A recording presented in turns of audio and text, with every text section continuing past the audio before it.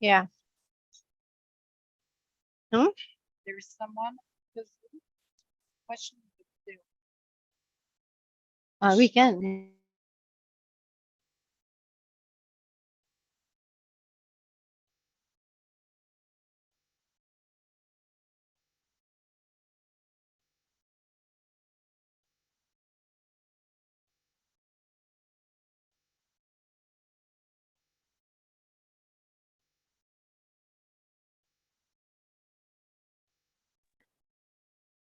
Good afternoon, Salushi. Yes.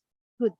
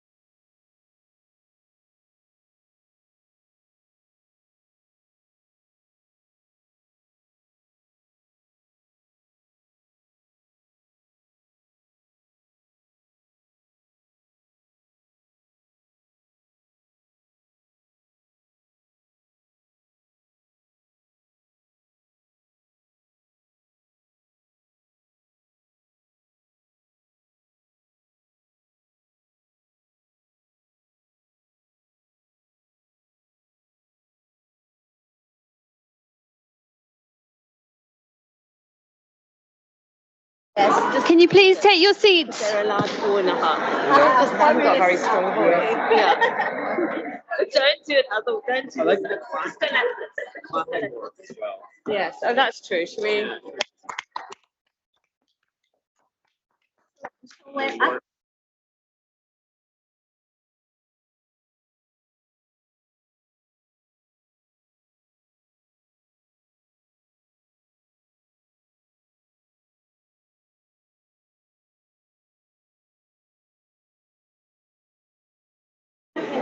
Thanks, everybody. If you can take your seats, we're going to start in 2 minutes.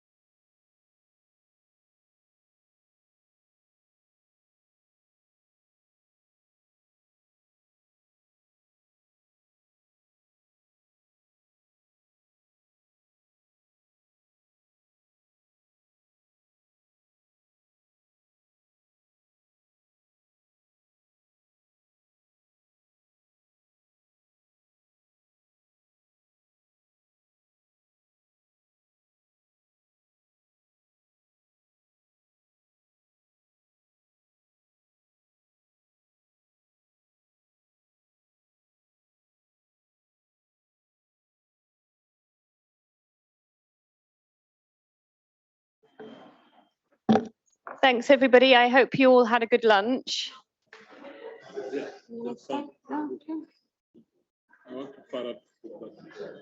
Yeah. Before lunch, we were discussing the costing, and Xiaoshan and Sam proposed some questions for the group, which we will now put back up.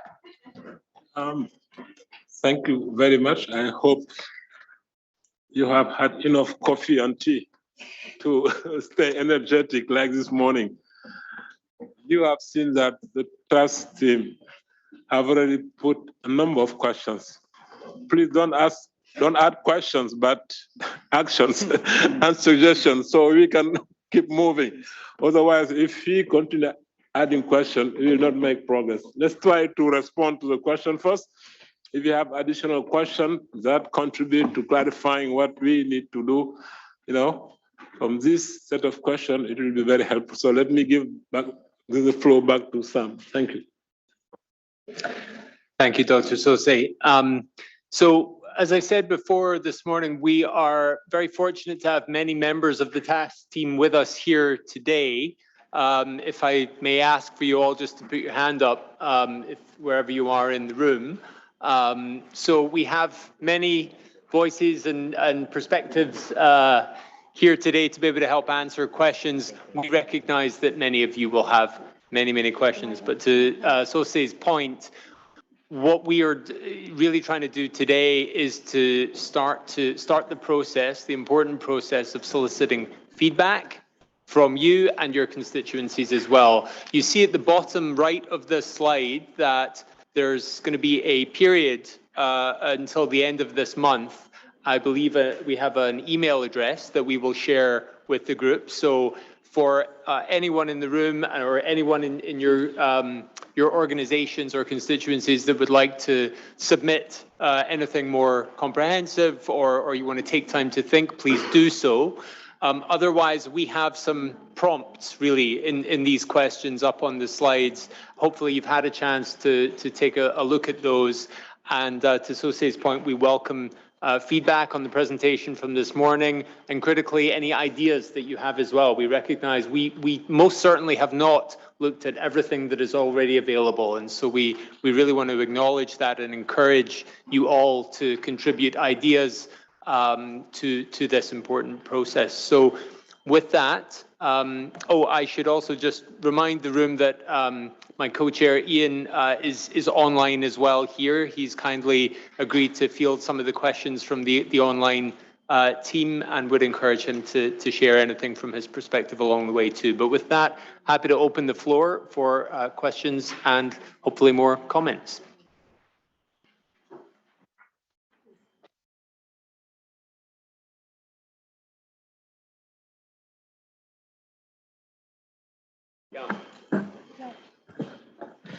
Thank you. Yao Sodalon, Maintenance Donation Program. I want to start by congratulating the team. This costing exercise has never been easy. Always when you plug the numbers and you say the numbers, the meeting is over. I remember what happened in the NTD meeting in Ghana in 2012, the same thing. So two kind of comment on the question that are posed on the table there. One is, do we answer some investment needs? We have decided to move from disease specific to integrated approach. But when I see what you plug there, I saw that there are a kind of verticality, which means numbers are adding up. In reality, we are distributing bundles of medicines based on the disease prevalence in some of the settings. This is what we should do in order to change the paradigm on adding disease cost to disease cost, and finally you ended up in having 12 billion. It makes sense? Okay. The second thing is the second thing we want to shift in the NTD roadmap is increase domestic funding. There, I cannot see if the country costing is included in that thing. Otherwise, it's not fair for the countries. They are investing. Even though we cannot see the money cash, there are a lot of time that the health professionals are using, dedicating for NTD program. Those are things we should cost. The second question there is, how do we cost the medicines? Well, it's a cost. If you go to Gavi, you go to Global Fund, they are buying their medicines, and they have cost. We are lucky that it's donated, but it has its cost. We need to cost that, and the exercise, how I'm seeing it is, we need to know how much our NTD program will cost, regardless what regional, country level, or what, how much is cost. You end up having 18 billion. And you will make the job easy for Ellen and her group, those who are raising money. If you say, I have 20 billion, but I raised 18 billion, the only that you need to help me with is 2 billion, it makes sense. The fundraising will be easy. That's what I want to put in your discussion. Thank you. Thank you very much indeed. Next. Vivek, please. Yeah, thank you so much. And I just wanted to take forward what Dr. Fall mentioned earlier, that we need to have an accelerator if we want to move forward as far as NTDs is concerned. And very particularly talking about leprosy, where the numbers have stagnated, number of new case detection. One possible game changer for us is the single dose rifampicin post-exposure prophylaxis. And the experience that we have had with building an investment case around the single dose rifampicin is that at a cost of drug less than 1 million per annum, we would be able to decrease the number of new case detections. And the cases could, in terms of the savings in new case detection, could be to the tune of more than 460,000 new cases over a period of 10 years. This also translates into the savings of the multi-drug therapy, which is being donated currently. So I think there are different aspects which need to be taken into consideration while building an investment case. This is a work in progress, and we look forward to how we can get information from the national programs as well. One important component is that you just highlighted, Sam, is is about the drugs, the cost of the drug, which is easier to find. What is also important is the national programs, speaking about what is the cost that they have, what is the programmatic cost involved. And what we have found that in this particular case of the rifampicin plus the contact screening, it would be a cost of 50 to 70 million over a period of 10 years. So this is the submission that we want to make. Thank you so much.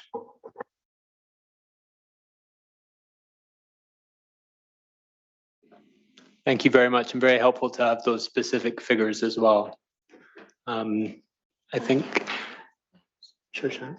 Yeah, thank you very much. On this point on domestic financing, I think that's a very important aspect that we haven't been able to collect sufficient data. Just to say that WHO has national health account system where we record all the financing detail for health sector, not only for the sector in general, but also from disease perspective. We have NTD account in this national health account. So I would invite all of you, when you work with countries, to encourage them to support the creation of NTD cost data in country. This is a platform we can track the domestic financing. Thank you. Thank you, Shoshan. Emily. Going back to Dr. Fowles' question about, as you know, what are practical recommendations that we can make moving forward, and as someone who's a member of this group struggling with, you know, how do we accelerate this process and make it practical? I guess there are a couple thoughts that I've had that as people are providing feedback to think about in the decision-making process. And I think one component that we should consider maybe taking off the table or going to is speaking to other sectors. So in the NTD space, we're very clear. We talk about the importance of animal health, we talk about vector management, and we talk about WASH. And so I think that's one thing. Maybe we shouldn't spend our time and energy costing, but going to those sectors and having them share the information they have on that, because they've done a lot of time and energy. Now, the way you would ultimately present the final product, there's like kind of, you would say, these traditional NTD investments, and then be, you know, having this complementary components. So that would kind of accelerate potentially and maybe move the process forward. I think the other thing that we kind of need to look at for consideration is when we look through the diseases in the roadmap, some of them have a fully operational disease program. And we can do some of the costing and break it apart. And I think to Yao's point, we should look at those and actually look at the current progress of that global disease program to figure out where it really is, if it's in an early stage or if it's in a mature stage. You know, we can't be building a blue sky budget about that, but need to acknowledge where that program is globally.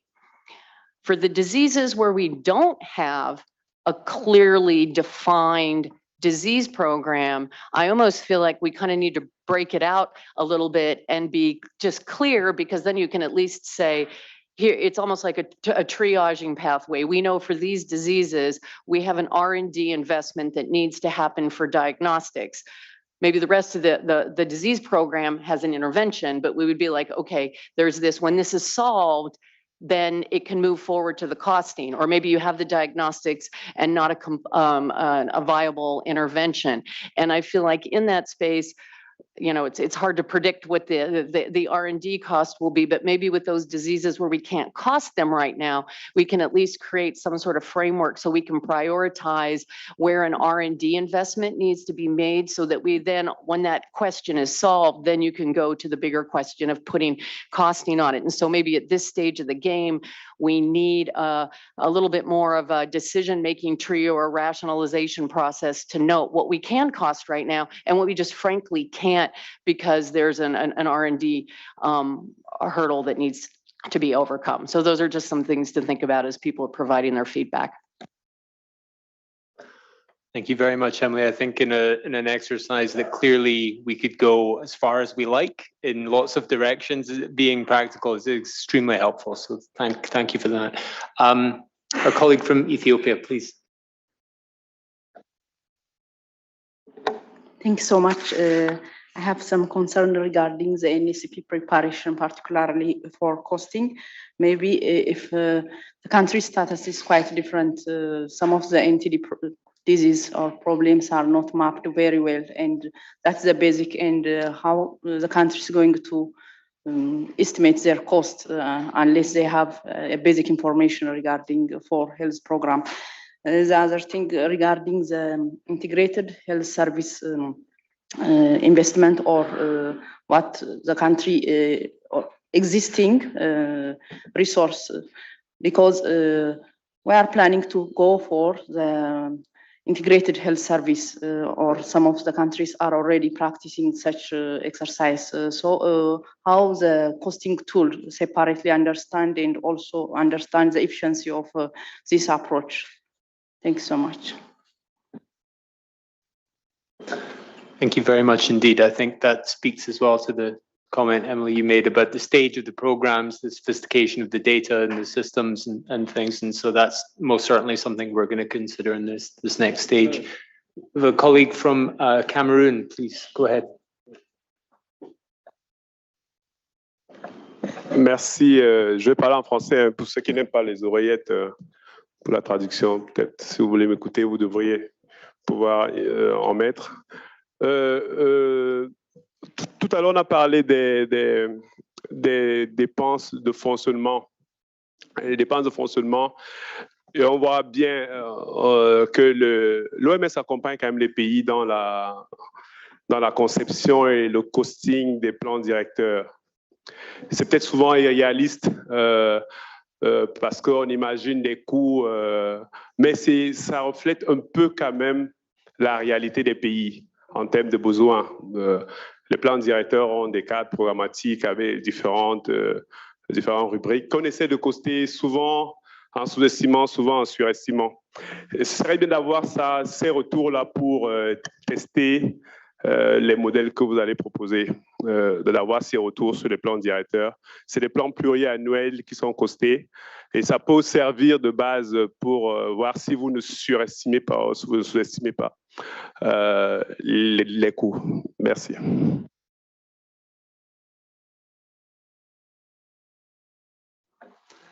Thank you very much indeed. That's an excellent point. And actually, it's an omission from our presentation this morning that we do in fact plan. There is country representation on the task team, but we do in fact plan to test the hypotheses, some of the numbers that we have with country partners, and greatly appreciate you raising that. So thank you.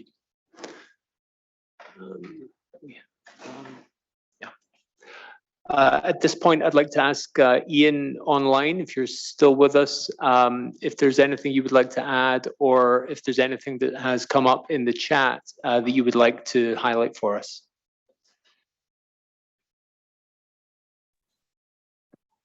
Thank you, Sam. Can you hear me? Just. Great, thank you. Lovely to see so many familiar faces, and apologies for not being in the room. I'd just like to touch on a few things that have been raised. I think the first speaker spoke about the fact that it's very disease specific, and as we're moving to integrated approaches, we need to be thinking about costing those integrated coordinators. And that's an area that the task team has actually found quite challenging. And as we move forward, we need to do some further thinking about how we cost some of these cross-cutting issues, health system implementation, integration, etc. And just touching on the domestic financing, I think that we haven't really delved into that or estimated the very generous domestic funding that's already being implemented, and we haven't really assessed funds from other implementing partners. I think that's the other side of the coin that we need to do further analysis of. Just in terms of thinking about solutions and actions, I've really been reflecting on the priorities over the next few months for this group, and I think there are a number of trade-offs that we need to be thinking about. A trade-off between the timeliness of providing some numbers, some estimates, against the level of detail that we need to be thinking about. Perhaps a trade-off between the accuracy of our numbers and the usefulness of those numbers. And then a trade-off which I think Emily touched on, which is, do we spend time improving, finessing the analysis on the NTDs we already know, or spend some time on the NTDs where our initial research has produced little. But I think within all those trade-offs, we really need to be thinking about who uses these numbers, how they are used, and for what purposes. And I think that that will influence the choices and trade-offs as we move forward. Just one last point, just reflecting on the last few months and making a plug for greater economic evaluations of NTD programs as part of a wider research and learning agenda. There are some really critical gaps around costs and economic impact across the 20 diseases. And I think improving our knowledge, our economic knowledge, and addressing these gaps would support not only the achievement of the roadmap goals, it would make for better, more effective programs, and would help us make the case for continued investments to these diseases. So thank you, and I'll stop there if that's okay. Thank you.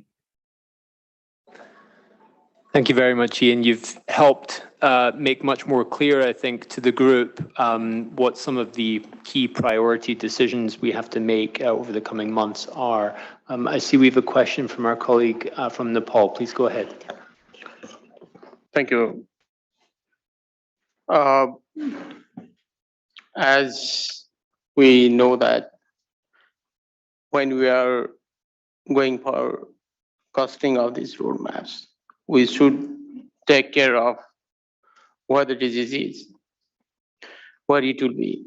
And most importantly, if we can do one added favor for the rest of the globe will be really beneficial. And that is a model or a kind of prototype so that each and every member state can assess their present context by themselves.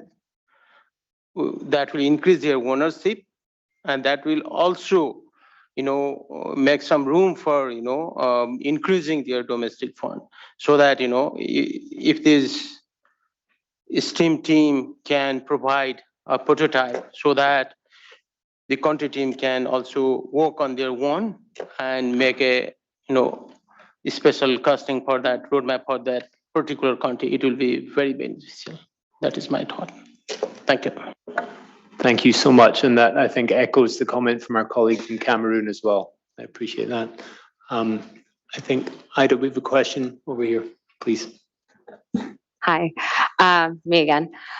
I was wondering, or I thought, in terms of your first question, I'm wondering in the context of this tranche of funding that looks like it's till 2025, have you costed this in the context of, what milestones you'd need to reach to get to year 10 and say you were successful in reaching that target in the roadmap? And then maybe as a follow-up to that, thinking it's what other costs are needed to ensure that where you think country targets can be met, where eradication or elimination can be achieved, what support is needed to build that infrastructure for country ownership, because that doesn't happen overnight. And so if there are some close to the targets, as you plan each section, it would be good to understand how that contributes to the milestones and what is needed to get countries into ownership. Thank you very much. I think that I echoed, Vivek, your question about accelerators and what stage programs are at. I think there are short answers to your questions, which is no, not yet. But that's the point of this, is to make sure that we can incorporate this feedback going forward. I'm conscious of the time. I want to keep us on track. We have 2 minutes. I am not sure if there's any other final questions. Otherwise, I may turn it to Shashan. Yeah, thank you very much for raising that. Sorry, I think we have one more question here. Beg Okay. your pardon. Thank you very much. Girija Shankar, NTD NGO Network. I understand in principle the need for costing a plan, because if you have a plan, you have to fund it, you have to cost it, because you have to deliver the plan. I'm still having a tough time understanding the utility of this practice. Is the point of the exercise that if someone were to ask anybody in the NTD community, what is it going to take to eliminate NTD? So we have a pat response. But the challenge with that is, you know, if you were to tell me $2 billion or 3 or 5, that means nothing. I don't know enough rich people to go knock on their doors and ask them for that kind of money. But if you were to give me a sense for tangible, achievable, sort of packaged targets, right? What is it going to take, I don't know, to reach the last mile with MMDP? You know, with trachoma, for example, because we're so close to the finish line. That then gives me something to fundraise. And I wonder if that might be, a more tangible exercise. Thank you. Thank you so much for that question. I think you've touched on the most complicated element of this endeavor, which is, you know, and I said it to begin with earlier this morning, there is no one number that will work for all circumstances, and we recognize that. I think we heard a very clear directive from WHO leadership for a need for a better, more robust understanding of the scale, the magnitude of the problem and the costs that are required.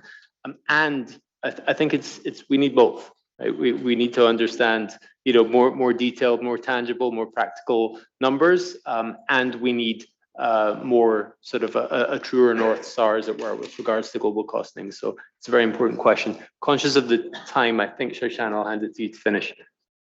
Yeah, I just want to give another call to say that this costing work can make sense only if we work closely with those who estimate the impact. Indeed, we do need support from the modelers and experts to help us understand what's the impacts of those interventions included in the strategy that we costed. So let's work together on this. Thank you very much. Dr. Sose, please.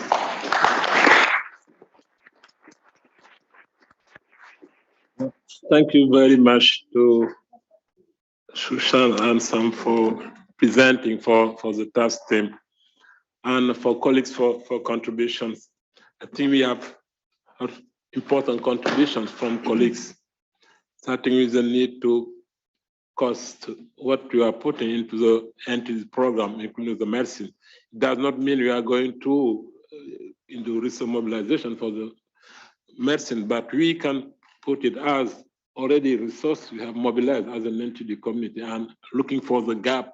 We need to have, you know, clear implementation of the roadmap, taking into account the milestone, you know, what are the gaps and the needs we need to fill urgently to be able to accelerate implementation, but also making sure that for cross-cutting, you know, pillars from other sectors, we link with existing working programs and platforms to take into account their work, instead of trying to cost what is going to take for us, while we are not really the real provider for the resources and implementation. But we need to make sure that we have that functional and programmatic link. And also the issue on the gap in terms of economic impact is also important in our narrative. And so thank you very much. We still have work ahead. We are doing it because we have challenges. So we are not afraid to see the challenges, but we need to face them and find a way to address them. I think it's the most important. Having clear targets in terms of resources we need to accelerate will be a first step, while being able to have more comprehensive costing.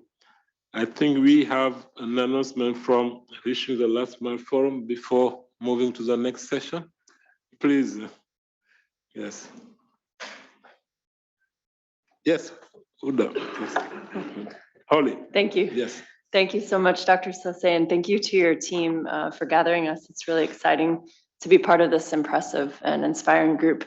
My name is Holly Wheeler, and I am privileged to represent the team leading the Reaching the Last Mile initiative, which is a portfolio of global health programs representing the personal philanthropy commitments of His Highness Sheikh Mohammed bin Zayed Al Nahyan, President of the UAE. As you may know, His Highness is a longtime supporter of disease elimination efforts through his commitments to polio, NTDs, and malaria. Just by way of background, very briefly, on NTDs specifically, His Highness launched, together with the Bill and Melinda Gates Foundation, a successful new partnership for eliminating NTDs through the Reaching the Last Mile Fund. He has also built institutional capacity to advance disease elimination goals through GLIDE, the Global Institute for Disease Elimination in Abu Dhabi, and additionally has been a long-term donor to the global effort to eradicate guinea worm disease through our decades-long partnership with the Carter Center. We're also proud to partner with the WHO and several other partners to lead the charge for World NTD Day in recent years. You can go to the next slide. Next slide, please. I wanted to share with you that this year we are looking forward to hosting our flagship event, the Reaching the Last Mile Forum, on the sidelines of COP28 in Dubai. It will be held under the patronage of His Highness and also in partnership with the Gates Foundation. The event will be held on December 3rd, which, as you may know, has also been designated by the COP presidency as the first ever health day at a COP. So this affords an exciting opportunity for us. Past Reaching the Last Mile forums have focused specifically on progress and challenges around our shared disease elimination and eradication goals. This year, we will retain this focus while using the opportunity afforded by COP to also highlight the connection between climate change and infectious diseases and disease elimination. And actually, I'm sorry, you can go to the next slide as well. I'll just run you through the themes. Thanks. So we'll retain this focus on maintaining and accelerating progress on disease elimination while also exploring the health impacts of climate change, and at the same time calling for more investment in building resilient health systems that are able to withstand the threats of climate change, future pandemics, and other health challenges facing last mile communities. Finally, we'll also highlight the need for financing across these areas, looking into the role of philanthropy that philanthropy can specifically play, how we can leverage and learn from innovative financing mechanisms that have worked in other sectors, and doubling down on the importance of mobilizing domestic resources for long-term sustainability of our efforts. The event will feature a full day of dedicated sessions across these 4 themes, all embedded within COP28. And just to the last slide, please. Thanks. And we're excited to also share that we'll be planning in support of the WHO's 2030 NTD roadmap and the costing analysis that we just heard about, an NTD moment at the forum. So given the sensitivity of NTDs to rises in temperature, rainfall, and relative humidity, coupled with the duality of inspiring progress that has been made recently, but also recent setbacks due to the pandemic and pullback of financial resources, we see the forum at COP28 as a critical moment to build momentum and support in the fight against NTDs. With this in mind, we plan to host a dedicated high-level roadmap for NTDs within the forum. A high-level moment for NTDs within the forum to mobilize support for the roadmap. This moment will serve as a handful of anchors for the entire event, featuring high-level announcements and senior leadership participation. It will provide a platform for partners to announce commitments and support for ongoing elimination efforts, continuing in the spirit of commitment demonstrated at the Kigali Summit last year. This will include new financial commitments from donors, we're hopeful, mobilization of domestic resources and political will from endemic countries, and non-financial and in-kind commitments from partners. We'll also use this moment to highlight the remarkable progress that has been made by countries and to celebrate our successes together as a community. And finally, we will be sure to leverage the unique platform provided by COP28 to highlight the impact of climate change specifically on NTD efforts, and to stress the urgency of accelerating progress on our shared goals for elimination. On behalf of the Reaching Last Mile initiative and our partners at the Gates Foundation, we would like to invite all of you to make this event a success and this moment a success with us. Through the WHO's NTD team, we'll soon be distributing more information on how you can get involved. And we have recently launched a small steering committee to support us to help shape the moment from an organizational, advocacy, donor outreach, and resource mobilization perspective. So thank you very much for your time. Please stay tuned, and we look forward to seeing you in the UAE in December.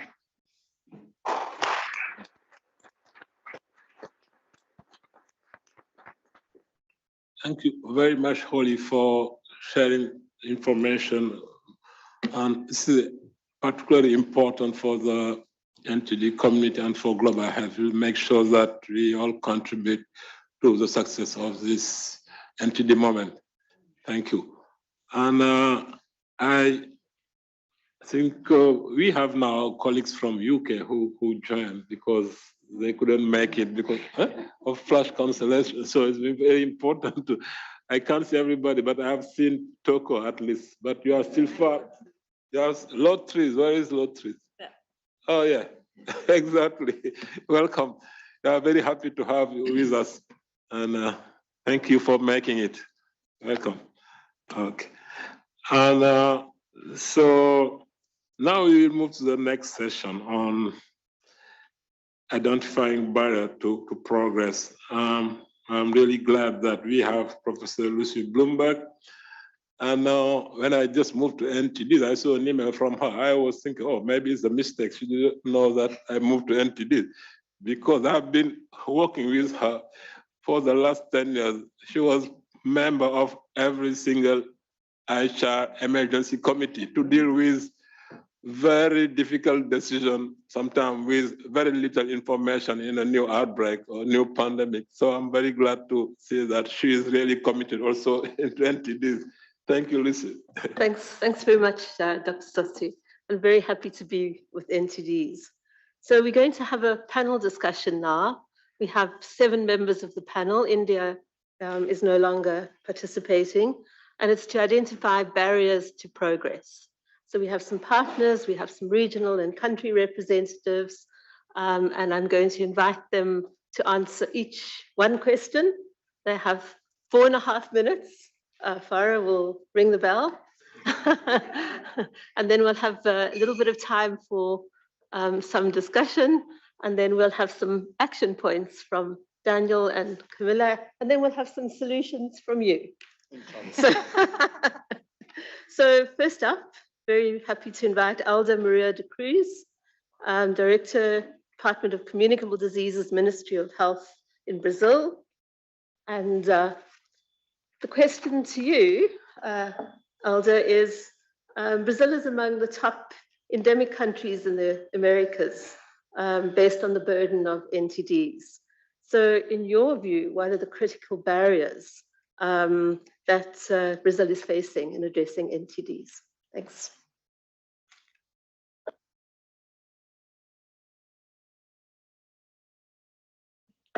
Okay, it's now, it's ready.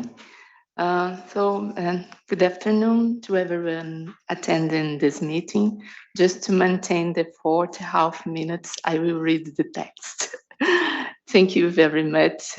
I would like to thank the WHO and also the PAHO to make possible the Brazilian participation in this meeting that is crucial for our encounters due to our disease burden. My talk is highly facilitated by the strong presentation done by Dr. Fall that put with many important issues. And the first thing that I have to comment that Brazil is a continental country with many inequities between the regions and also specificities of our different biomes as legal Amazon that everybody knows. In this territory, we have a diversity of indigenous ethnicities besides quilombolas, people that live along the rivers and urban areas. So, as you could see in the video from Yan showing the Yanomamis situation, and now we are working in a group to design a specific program for Amazonia region that is in progress. The disruption caused by COVID-19 disorganized the public health units, and we have to reconstruct the system and also to recover the credibility of science as a conductor of public health actions in our country. It was lost. We can't have one policy for all country. Then the Minister of Health have more and more put effort to work in an integrated way with states and municipalities and design together with them which is the best strategy to each region. We have to engage also the population, the society in a design of these policies. Brazil has a long line of frontiers and with other countries and also with the sea, where we share endemic areas. So we are coming back to work with our neighbors in different actions as OTTC, COVID-SAO in Mercosul, and so on. The other point is that the programs are specific, the health programs are specific for a disease. Example, the programs for malaria, leprosy, leishmaniasis, and so on. And our challenge is to put the health, all these health-related programs to work together since they occur in the same territory. We have to consider that social determinants have an important impact for the disease control.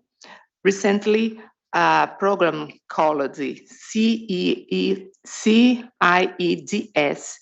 that created a interministerial committee for work to eliminate a group of diseases that is socially determined, as TB, malaria, vertical transmission of Chagas diseases, leprosy, onchocerciasis, trachoma, soil transmitted diseases, and so on. So all of these diseases that are related with poverty. Finally, financial support to research in invisible disease, what we call the invisible diseases, as helminthic and protozoan parasites, for example, that affects a huge number of people, especially scholars, and have consequence and impact in their development and cognitive capacity that are not comprehensive at all. We do not study this. So now we have a favorable political scenario.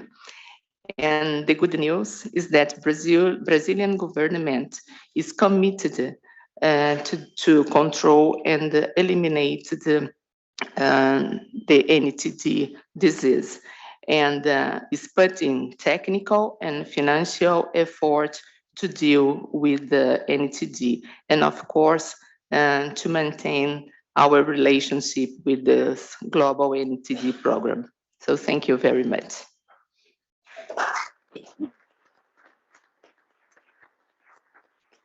Thanks very much, Alda, and some solutions already, and some progress and positive news. Yes. Okay, so we're going to move to Amar Tamusina, who represents IDEA, which is the International Association for Integration, Dignity, and Economic Advancement, working mostly in leprosy and working very closely with communities. So give us some of the patient's perspectives, which are central to reaching the NTD 2030 roadmap targets. What do you see as the biggest barriers there? Thank you for this opportunity. Good afternoon, ladies and gentlemen. Today, I'm truly honored and delighted to be here as one of the panelists representing the voices and sharing the experiences of a person with the lived experience of entities. Before coming to the response, I would like to briefly introduce myself. My name is Amar Timalsina. I am from Nepal. Currently, I serve for IDEA International in the capacity of the Global Network Coordinator.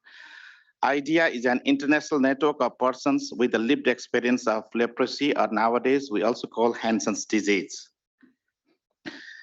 I myself is a person with a lived experience of leprosy, one of the entities.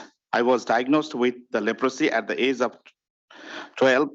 It was in 1989. I struggled a lot in my life, totally ostracized from my community, forced to leave my birthplace, now completely regained my lost dignity, heavily involved in bringing the smiles on the faces of my brothers and sisters with the lived experience globally. I'm so proud to share with you all that the very person once completely rejected and ostracized from his own community, only due to leprosy, is here with you all as a global advocate and advocating for the rights of his peers. This is true, and everyone knows leprosy is a curable disease. Despite that, persons who have experienced leprosy are stigmatized and discriminated against. Self-stigmatization is one of the barriers in the case of leprosy, and I believe the same applies to other entities. There are many laws in the world that discriminate people with a lived experience. In Nepal, there is still one law that discriminates people with the lived experience of leprosy. Inaccessibility is another challenge. Most people with lived experience live in remote areas. They have language barriers, limitations of technology, lack of associations with organizations, and correct information. On top of these, many people with a lived experience are illiterate. Additionally, in my experience, there are so many individuals who do not have associations with any organizations. Affiliation with an organization is vital, so that to be aware of what is going on, that also largely helps to amplify voices of the lived experience. This is a barrier due to which we have not been able to unite all the people having lived experience of entities. The adverse effect of such a barrier is observed in the policy making. For example, there are many laws which I already mentioned. IDEA International has initiated virtual gatherings so as to give opportunities to the people with the lived experience of leprosy as well as other entities. Participants from around 30 countries and around 32 organizations attend the gathering in average. From my experience, I have observed following steps to be taken to ensure human rights and promote inclusion for the people with the lived experience of entities. Leadership is very important, and they need to be fostered leadership, promote meaningful and impactful participation, offer opportunities for national and international participation, enhance networking, and strengthen the capacities of the individuals and the organizations of the people with the lived experience. And peer support is very important, and people with the lived experience, they can share, they can involve as the peer support, which is so much effective. Thank you so much, and thank you so much for your kind attention.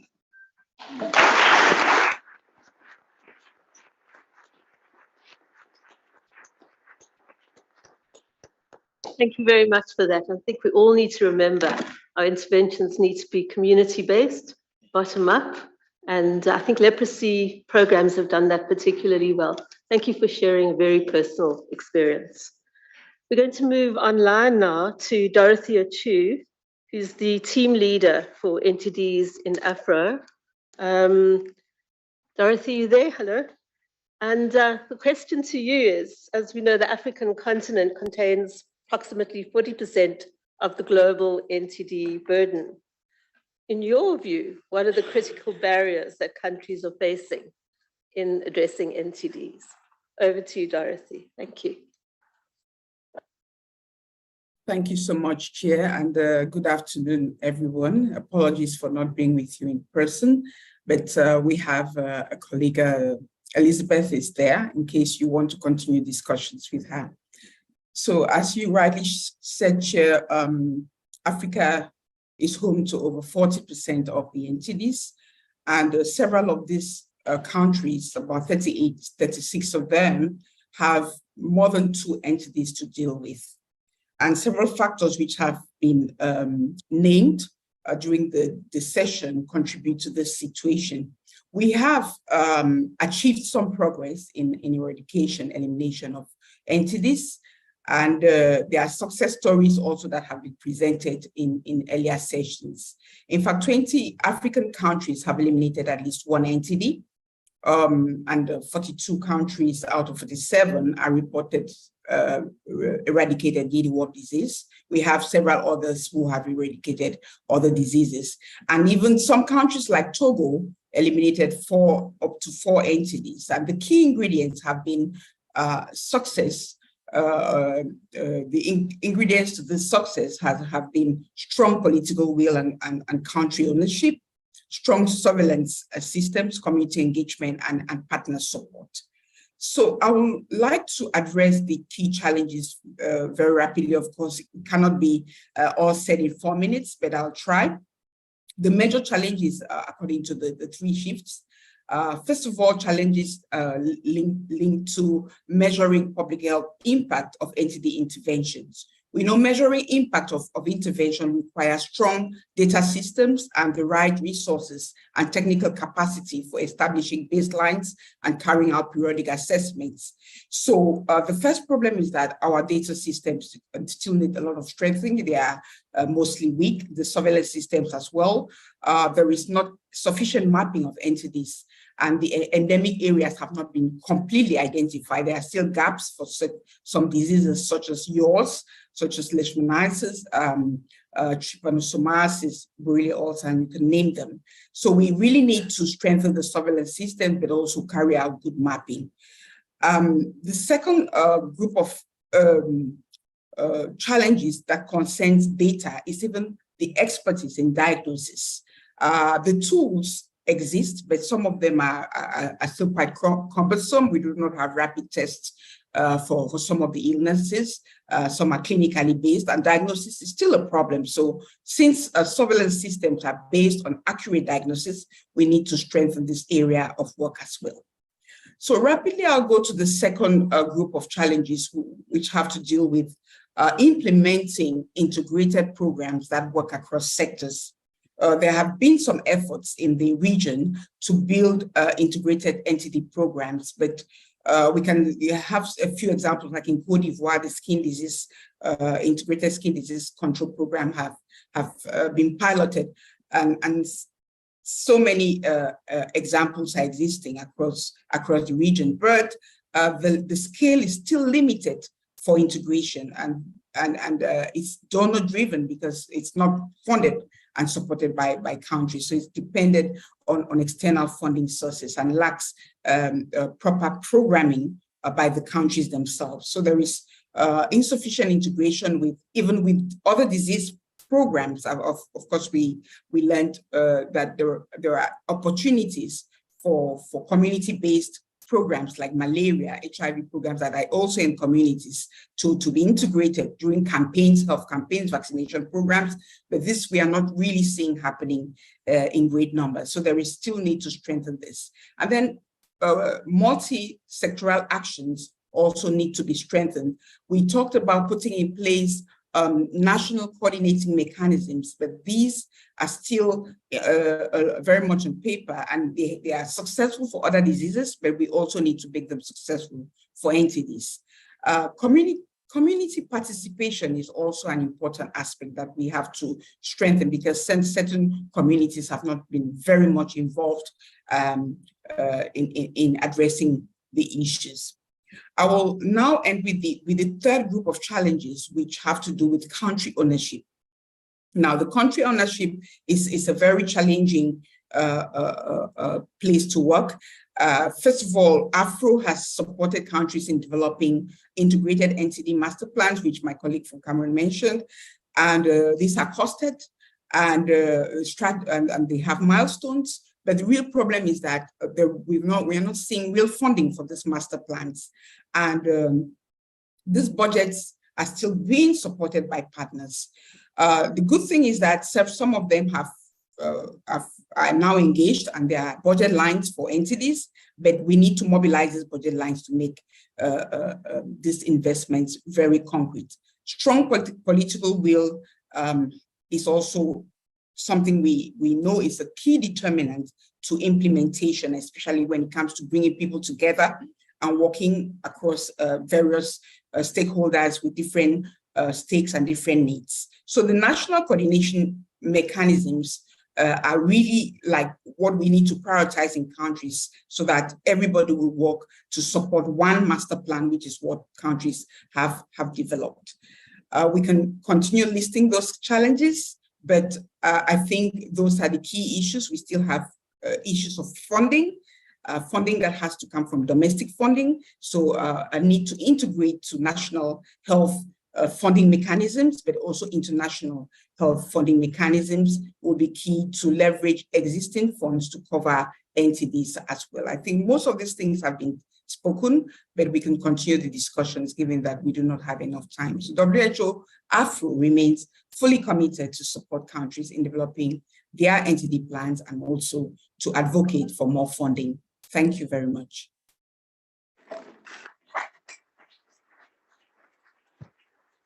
Thank you. Thank you very much, Dorothy. I think you've highlighted some key issues. Hopefully we'll have some discussion around some of the ways of dealing with these. So I'm going to turn to Jordan Tapero now. Jordan, I think you've already met as Deputy Director NTDs Global Health for the Gates Foundation. So the question to you is, Gates Foundation has been a significant driver of the research and development agenda. What do you see as the R&D barriers which will stop us reaching our 2030 NTD targets? Over to you. Thanks. Thank you. Well, it's my pleasure to speak to that question.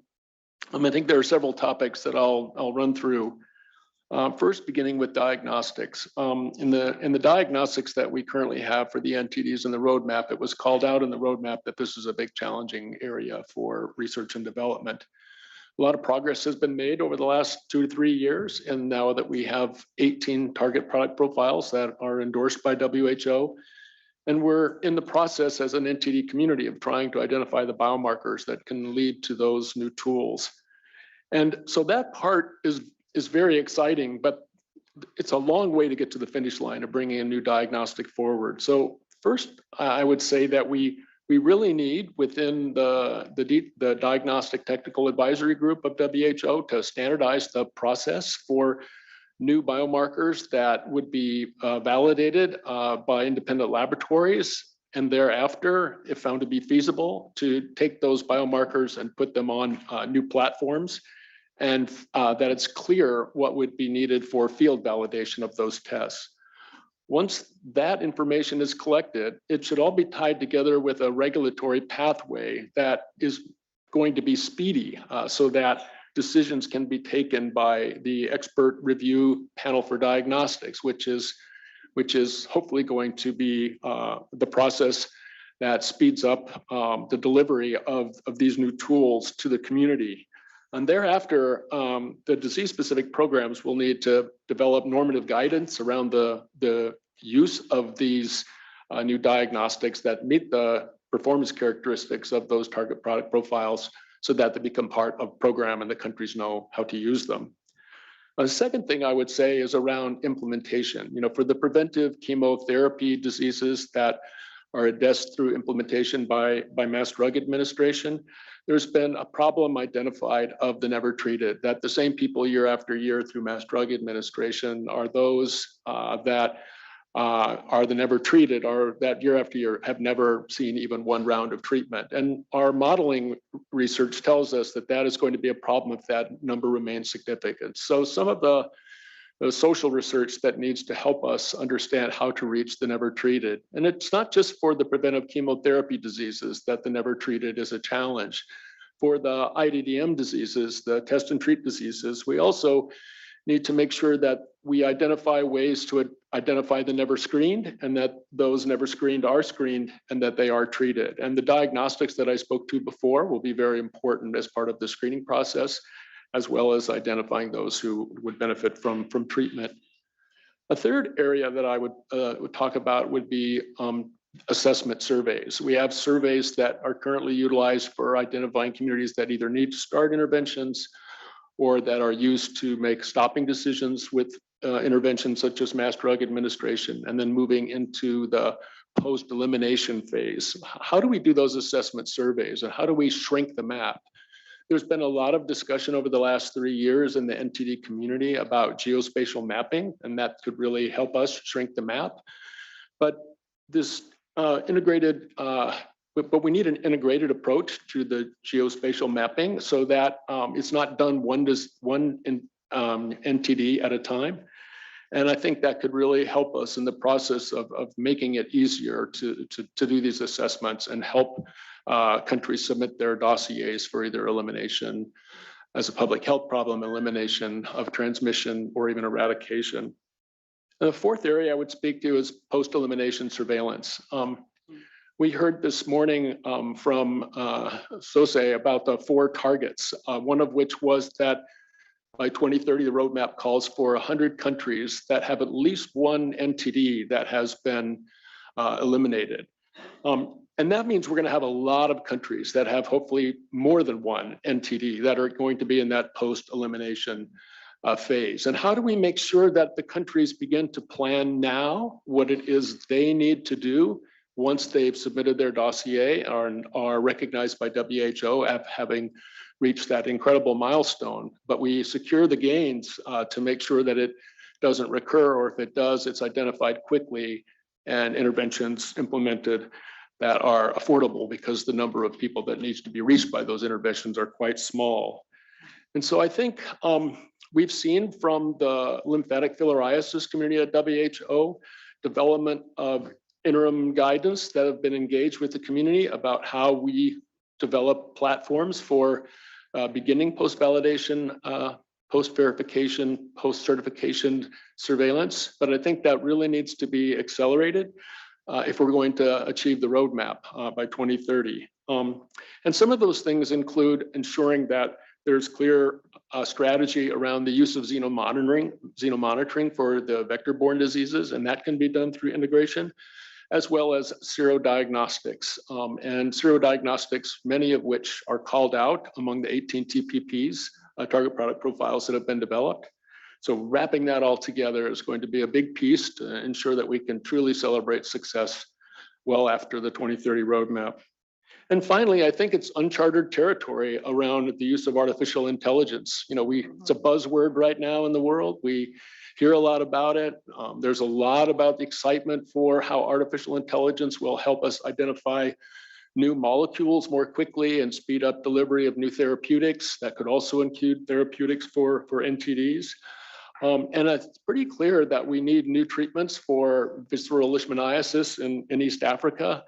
There are also other therapeutics that could help us with the filaricides, with macrofilaricides. So a lot to think about in an unknown chartered opportunity that hopefully will bring some good to the world and not just a fear. And so with that, I'll say thank you for the opportunity to speak. And it's been a pleasure to be part of this panel.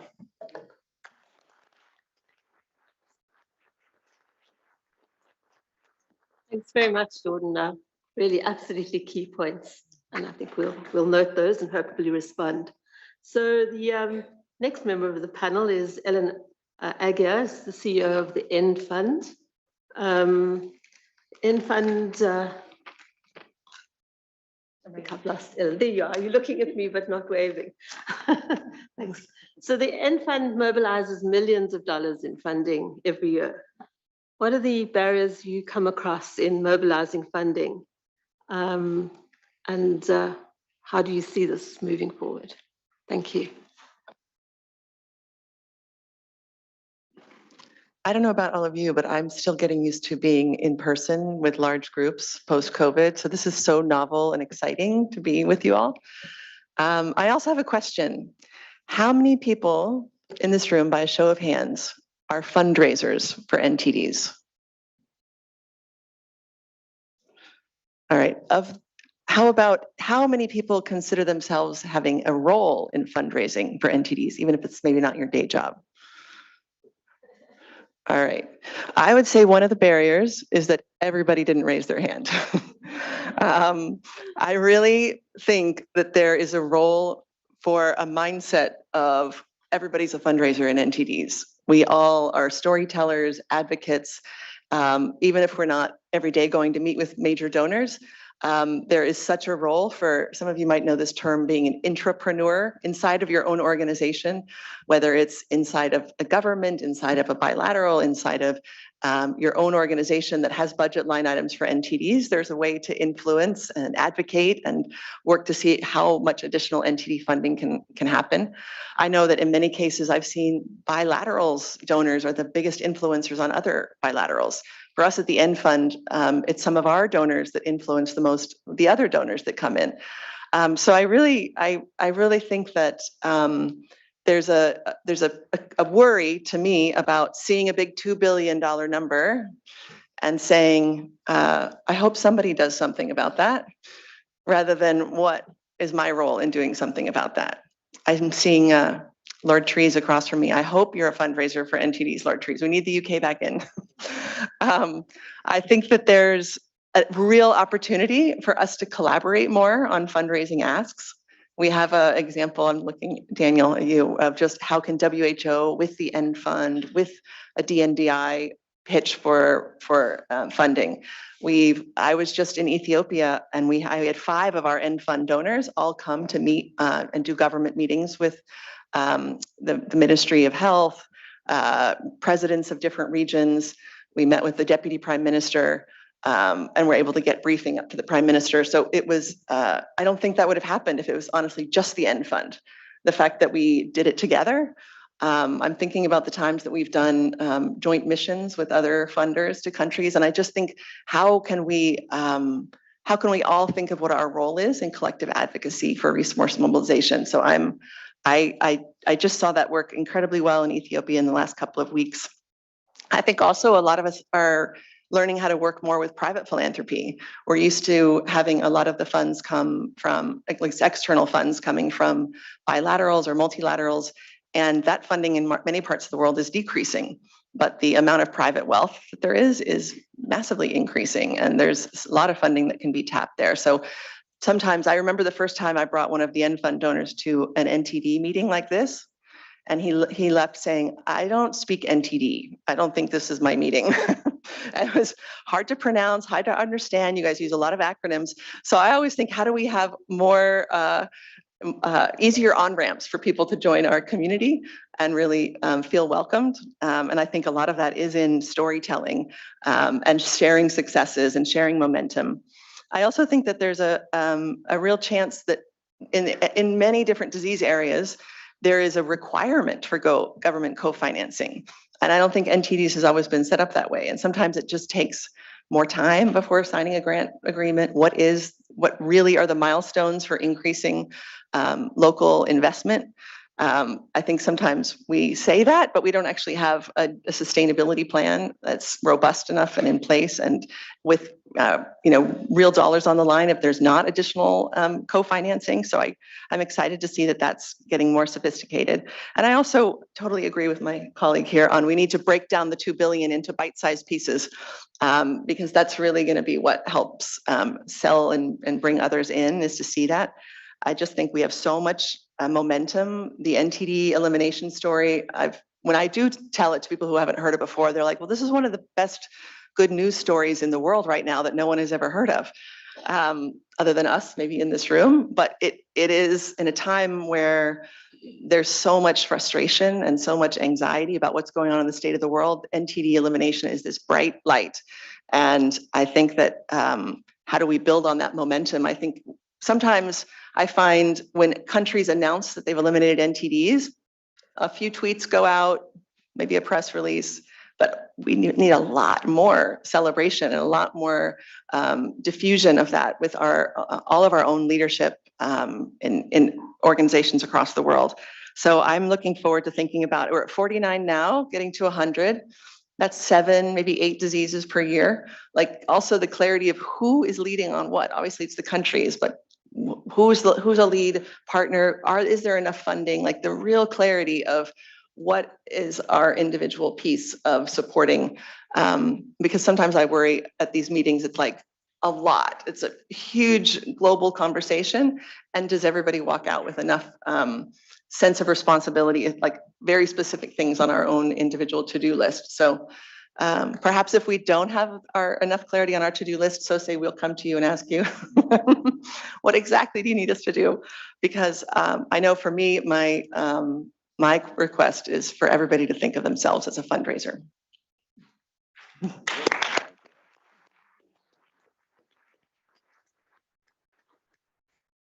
Thanks very much, Ellen. Lots of passion there and energy. And people want to be part of a good news story, and they will come.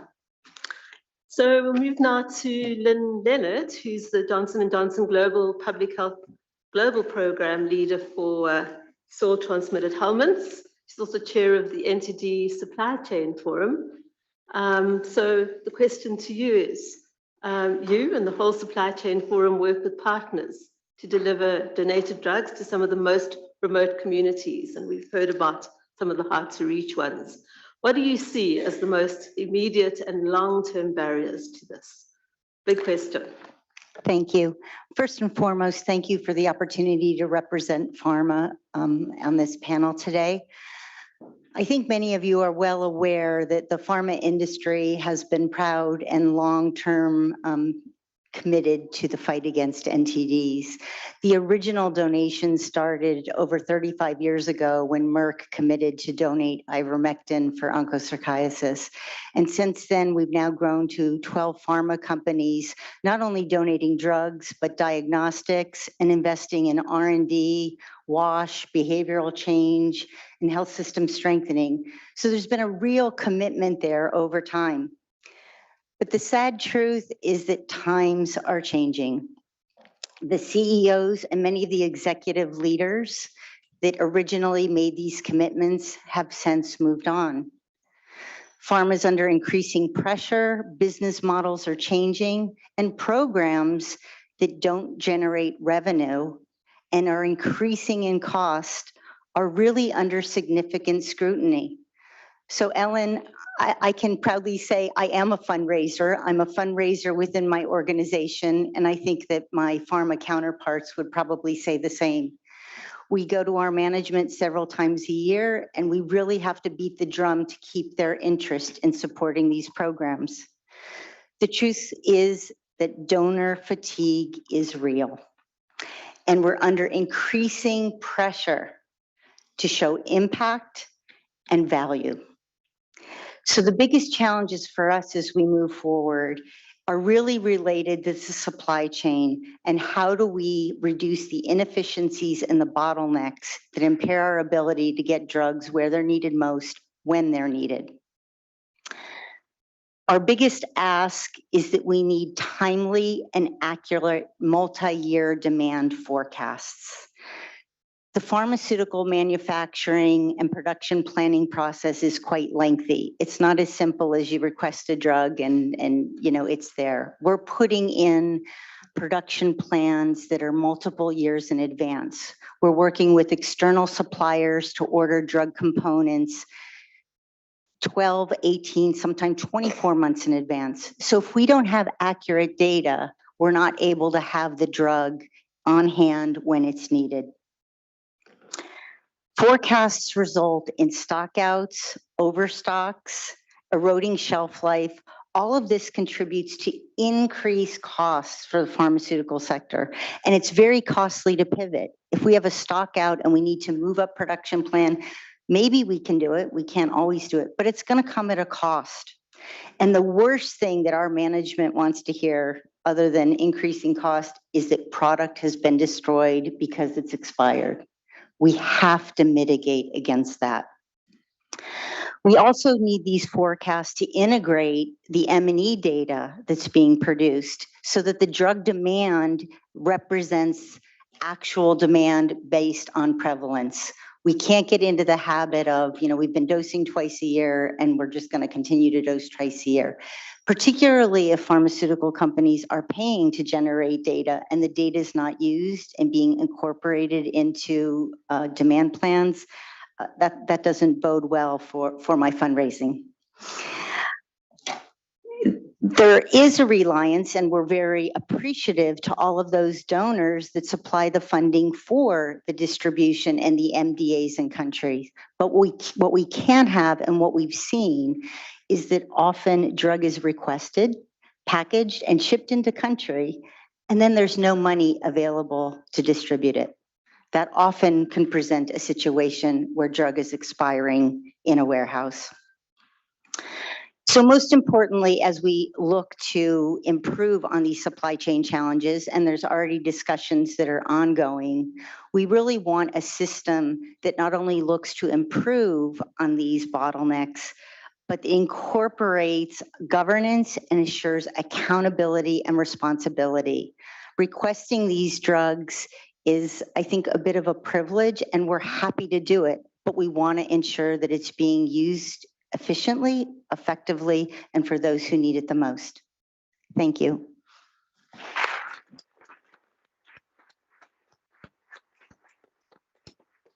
Thanks very much then. I think very, very important points, which we'll discuss further. So our last panelist is Girija Sankar, who's the chair of the Neglected Tropical Diseases NGO Network. You represent many organizations who've been very supportive of the NTD roadmap. What do you see as the hardest strategic shift to implement, and what are the barriers to succeeding? Many thanks, Lucille, and many thanks to the WHO for inviting the NNN to be a part of this conversation. So I asked this question of the community, and we were able to sort of summarize our feedback into 3 main points. The first point that I'd like to raise is something that's already been raised here, the question of integration and cross-sectoral collaboration. We have been able to build on the successes of many programs that have focused on single disease interventions.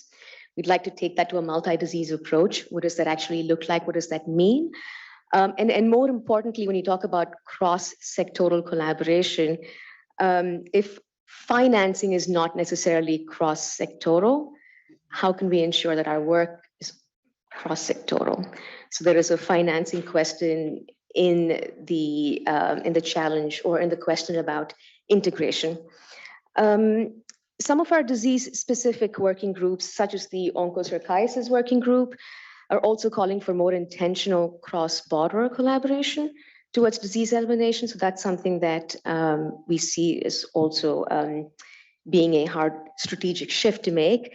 And in that regard, I'd really like to thank and applaud Maria for her efforts in highlighting the successes of individual disease programs in the onco community. I think the NNN community really appreciates that.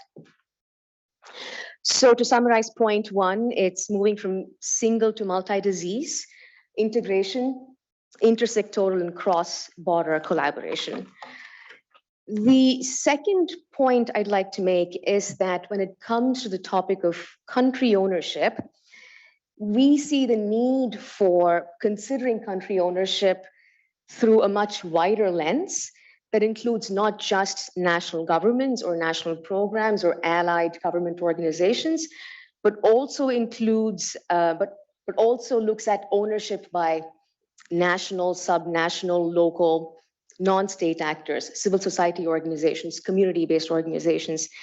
And I recall Albus's point earlier this morning about how that's the hardest pillar to measure, but that's something that we still want to do and engage with. And I'd also like to note Amar's point about increasing the representation of people with lived experiences of NTDs and ensuring that they have a platform for their voices. And so that is something that we really want to espouse and promote and amplify as the NTD NGO community. The third point I'd like to raise is this, that as an NTD NGO network, we exist to share resources, knowledge, and also co-create resources that support our members' work in program delivery, supply chain, and other operational aspects. We also work in the space of advocacy to advocate for increased funding and support for NTD programs. We are fundraisers. And the various NNN working groups identify preferred practices. So the third point is really this, that the strategic shift for us as a community of NGOs is in ensuring that the NNN is able to support the NGO community in being able to step back from program delivery insofar as we support direct program delivery so that country ownership is an increasing reality, while at the same time being available to national programs to fill gaps. So stepping back to step up, if I may. How do we do this equitably and with accountability? How do we do this? By also raising the voice and profile and access for national, subnational, local, non-state actors. How do we do this in concert with institutional donors who have historically supported international NGOs? So these are some questions that we are grappling with. I think we're beginning to tackle this head on. We're expanding our membership, like I said earlier. We are, for example, the Disease Management and Disability Inclusion Working Group of the NNN has been developing resources for NGOs to facilitate the engagement of people and communities affected by NTDs. And lastly, if I may, Dr. Fall talked about the need for more coordination, or the fact that one of the challenges is fragmented collaboration. I look around the room here and I see several communities of practice. I see PAT and the Coalition for Operational Research. I see the Kikundi Community of Practice, where George Kobona is a member and former chair, I think. I'm looking at the NTD Supply Chain Forum. There is the Global Alliance for the Elimination of Lymphatic Filariasis. There is GONE. There is ICTC. So we're there. I mean, we're organized, perhaps a little balkanized, but we're there. And we're ready to come together to address the challenges of fragmented coordination. So we're really happy to support you in that effort. Tell us how we can support you. Thank you. Thanks very much. I think we'll take 2 questions and then just maybe 1 or 2 plans that you want to include. So really I heard about data, diagnostics, distribution, donors, communities and coordination. I think those were some of the keywords that came out. Any questions? Any points people would like to raise? Just over there, yeah? Isaac? Thank you. Thank you very much. I'm Isaac Chikwana from the Global Health Innovative Technology Fund. So we are a funder, Ellen. So I just wanted to add to your comment about telling the NTD elimination story. I think what's missing when we tell this story is the so what factor. What is the impact? We need to be talking about the lives touched. So what does it mean that Togo has eliminated 4 NTDs? We need to talk about a family provider who now has more capacity to provide for their family. We need to talk about the child who has more access to school, who has better chances for economic improvement. We need to talk about the decreased impact on the out-of-pocket costs for families, a step closer out of poverty. So I think if we tell the story with that narrative, I think we close the story and we have a good story to tell. Thank you. Thanks very much, Isaac. Couldn't agree more. There's a question there. Thank you. Yes, thanks. I mean, I think very interesting comments. One thing that I actually need to point out is that when we talk about integration, I would probably like to use the word co-delivery better than integration, because it sort of programs think that they're actually going to be integrated with another program, and then they basically lose their identity. Because when you're talking about NTDs, we're basically talking about co-delivery of, let's say, MDAs. And the other thing which I also wanted to point out is that Gates Foundation has been supporting the health campaign effectiveness work, which Task Force of Global Health is a secretariat for. And that's not only talking about health campaign effectiveness related to only MDAs, related to NTDs, but it's also talking about immunizations as well. So we actually brought up the same point over there because they kept on talking about integration. I know Yvonne was there and myself was there, and I think Maria were there at the meeting over there too. That I think the word we need to be just careful about defining what integration is. Instead of that, I would probably say co-delivery because, and again, that's another point of coordination because it's not only coordination related to NTDs itself, but when you're talking about health campaign effectiveness, which was also in one of the slides that Sose showed this morning, that there's also going to be the immunization programs, which actually might want to be co-delivering based on depending upon the population and the country to do so. The other thing which is actually really important, and this comes back to the donor community, is that some of those donor communities actually obviously they support specific NTDs or specific, let's say, immunization, like Gavi supports immunization. So I think that it will also need to have the donors educated about the health campaign effectiveness work. I know, and I mean, this work is still being worked on more, where there's going to be some pilots which will be done in a few countries. But I do think that it's important to point that out because it's all about coordination at the end. So thanks. Thanks very much. And last word, Cameroon. Yeah, thank you very much, Chair. Yeah, I'm Dr. Enes from Cameroon. I'm a National Program Manager for Skin NTDs in Cameroon. Yeah, thank you for the presenters. Many of them have talked about or insisted on country ownership. What I want to comment on this, it's not a question to comment, is that country ownership should not only be seen from the lens of what the country puts on the table as funding for NTDs activities implementation, but should also be seen from the lens of delivery of interventions and activities. And in this light, it will bolster more of country ownership in the perspective where the countries have to be on the driver's seat. It has always been said, but many times we have seen the donor communities or NGOs come and create parallel systems within countries and do the implementation themselves in the place of the national systems that are already in place. We acknowledge that some of these national systems can be weak, but they should rather be strengthened in terms of human capacity building of the resources, of the human resources that are there, and support in terms of logistics and maybe other resources, and allow them champion the implementation and delivery of services. Thank you. Thanks very much. I'm sure that will be taken forward into the next session. Agree. So any last words?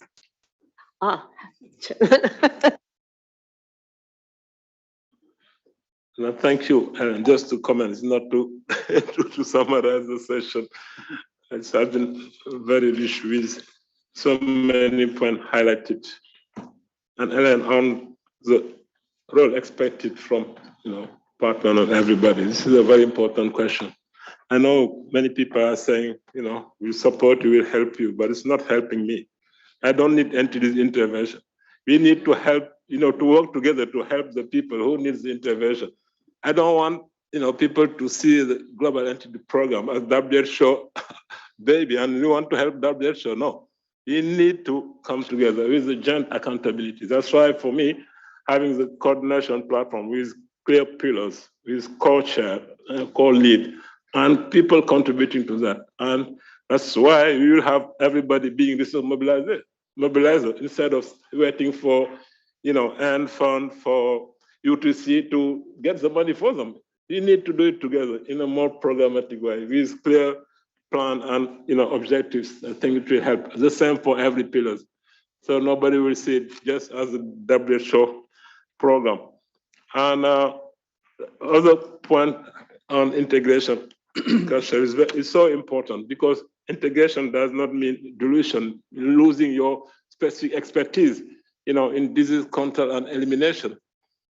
when I started malaria in WHO, I had to work on a manual for our national professional official where I had the section on integration.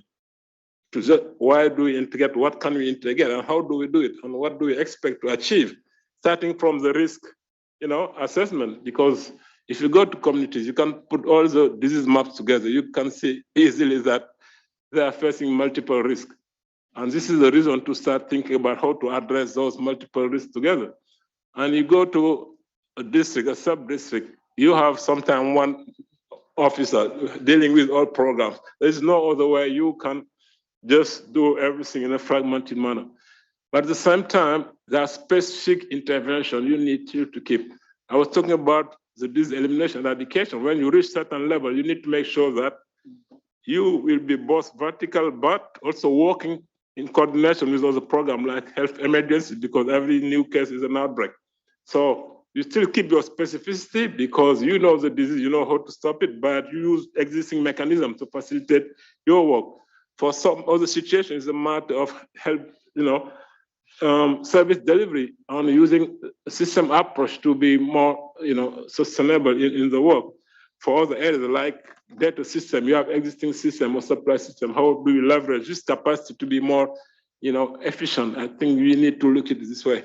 Thank you. Thanks very much, Dr. Sossi. Integration, but not dilution. Okay. So any points for action from Daniel or Camilla, or do you want to leave them for later? What's your... Yeah, just a few. Yeah, I'll start, and then what I don't, please. I mean, I think that Sose actually said most of it, and it's all come out quite clearly. But context is critical. We need to take it into account. Coordination needs to be operationalized, not just discussed. The coordination and integration, or the coordinated approaches need to be for everything. So R&D, we heard about advocacy, ensuring that we're evidence-based and evidence-driven, and showing impact and value. I think Lynn spoke to that, but I think that probably, I heard that coming out, and reducing inefficiencies and barriers, which is hopefully why we're here, and understanding end-to-end processes in everything we do and making sure that we're coordinated across them, and country ownership and leadership, and understanding what that means for countries and delivering on it. Daniel, is there anything else? Thank you. Just a couple of pointers. I think the issue of inequities, stigmatization, discrimination, it has come again again. So the issue addressing inequities, and also in terms of the social determinants of health in multidisciplinary interministerial approach. Another probably element about the surveillance, the need for integrated surveillance, and especially the post-elimination surveillance, as most of our diseases are targeted for post-elimination as a public health problem, which is a means, not an end by itself. So Jordan stressed the context of the messaging, as well as the need for strengthening and building the system for post-validation, post-certification, and verification surveillance. Then the issue of the never treated population, this is not only for PC diseases, but also it applies for the case management NTDs. So the need to address this has also been raised. I'm skipping. With regard to the resource mobilization, the fundraising, it has been stressed again also by many after Ellen that we all act as fundraisers. We shouldn't leave to one or the other group. So this has been also probably the last point that maybe Lynn has stressed is the issue of donor fatigue in certain areas, addressing this, and especially that the CEO pharmas are under pressure to show impact. We are showing impact, but the way we are communicating or conveying impact messages or success stories needs to be relooked. I think this is an important point. And lastly, I think one area that Nerija has mentioned is the need for cross-sectoral collaboration. But also we talk about this intersectoral, cross-sectoral, whatever, the cross for programs, but the cross sectoral collaboration for finance is under discuss. So I think we need to discuss and address this issue. Just not to overdo. Thanks very much. So a big thank you to the panelists. I think some really an excellent session, lots of action points, and now we have some solutions. So thank you very much, everyone.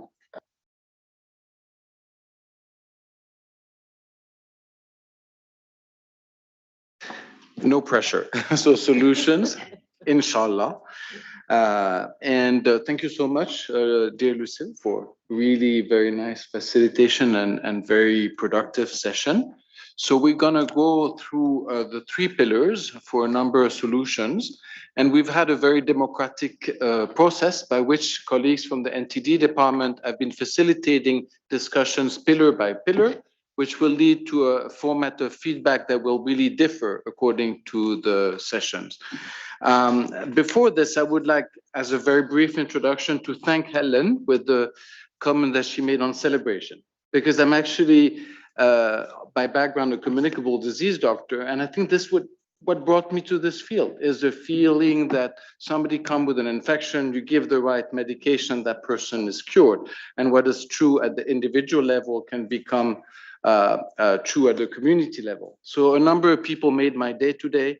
For instance, Dr. Jane telling me that the leishmaniasis that we worked on in West Bengal 15 years ago is almost gone. And also, when I was in Uganda, all the efforts on sleeping sickness have had very meaningful impact. And I think this is something that we should really celebrate on a long-term basis, and that should be also a foundation for resource mobilization. So I will ask now the commanders. I was telling Farah that this looked a little bit like the command center of the Enterprise vessel. Everything starts from here. And for the pillar 1, I believe that the team has been working on a consolidated presentation that will be delivered to us by I'm so sorry, Elizabeth Juma, who is team lead at ESPN. Over to you, Elizabeth. Thank you. Even sorry, just one word before Elizabeth. To welcome her first as the new program manager for ESPN.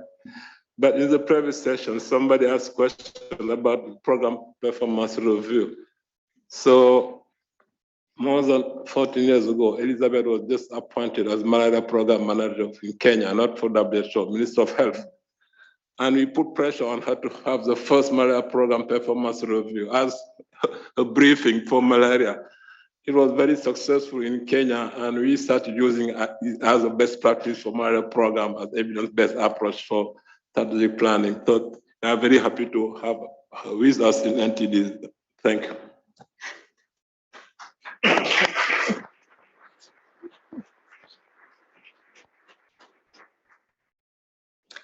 Okay, thank you very much, Sose and dear colleagues, for that. I have the honor of presenting the output from Pillar 1, which is accelerating programmatic impact and proposed solutions to important barriers. And we have aligned this by the strategies that have been laid out in the global plan. Next slide. So I am representing a group of many people, and many thanks to them for their contributions. So we begin with the enablers, and a lot of these have been discussed in the previous session. And this slide just talks about equity, rights, and justice. Basically, that we need to communicate the message that NTDs are a global health equity indicator, and we need to work through them, all NTDs, to find out whether we are reaching the unreached, We know that the community-based interventions are reaching quite a number of communities out there, but have we mapped all of them? And are we reaching everybody? Do we have information to support this? So we need to work through and reach everyone, whether, you know, work through the intersectionality between health, discrimination, poverty, gender, and disability. Next slide. And again, on enablers, we have talked about funding and donor fatigue in the previous session, but what can we do? How can we improve efficiencies? What do we need to do better? And I think one of the things is to develop cross-programmatic synergies. I think a lot has been mentioned, to define what we mean by integrating, which doesn't always mean what the English word actually means. And look at gaps. We need to communicate what funding is required. And we also need to be accountable to what we are funding so that we optimize our funding, so that we are not duplicating efforts in the same environment, and increase efficiency by reviewing our work plans and working to achieve the roadmap targets at national level. We need to also leverage commitments that have been made by governments, and also hold them accountable to deliver on commitments such as the Kigali Declaration, commitments by both governments and partners, and also use scorecards to track our performance and country performance. We know that there are many competing priorities, but we can advocate for why we need these commitments. The commitments have been made, but the advocacy to ensure that they are delivered upon needs to be made. And also we need to frame the required stakeholder contributions. Accountability is critical, both for efficiency in funding use, but also in accounting for our achievements. We should not just look at me too, I also want this, but how can we achieve our impact? And that is our responsibility. We are all working towards one goal, not individual goals. Next slide. So we move on to the next strategy under this pillar, which is service delivery. And you need to keep clicking. So the first thing is the program management cycles. We need to really, I think this has come up, program reviews are important. What do we want to achieve in that year? What have we achieved? What has been reported?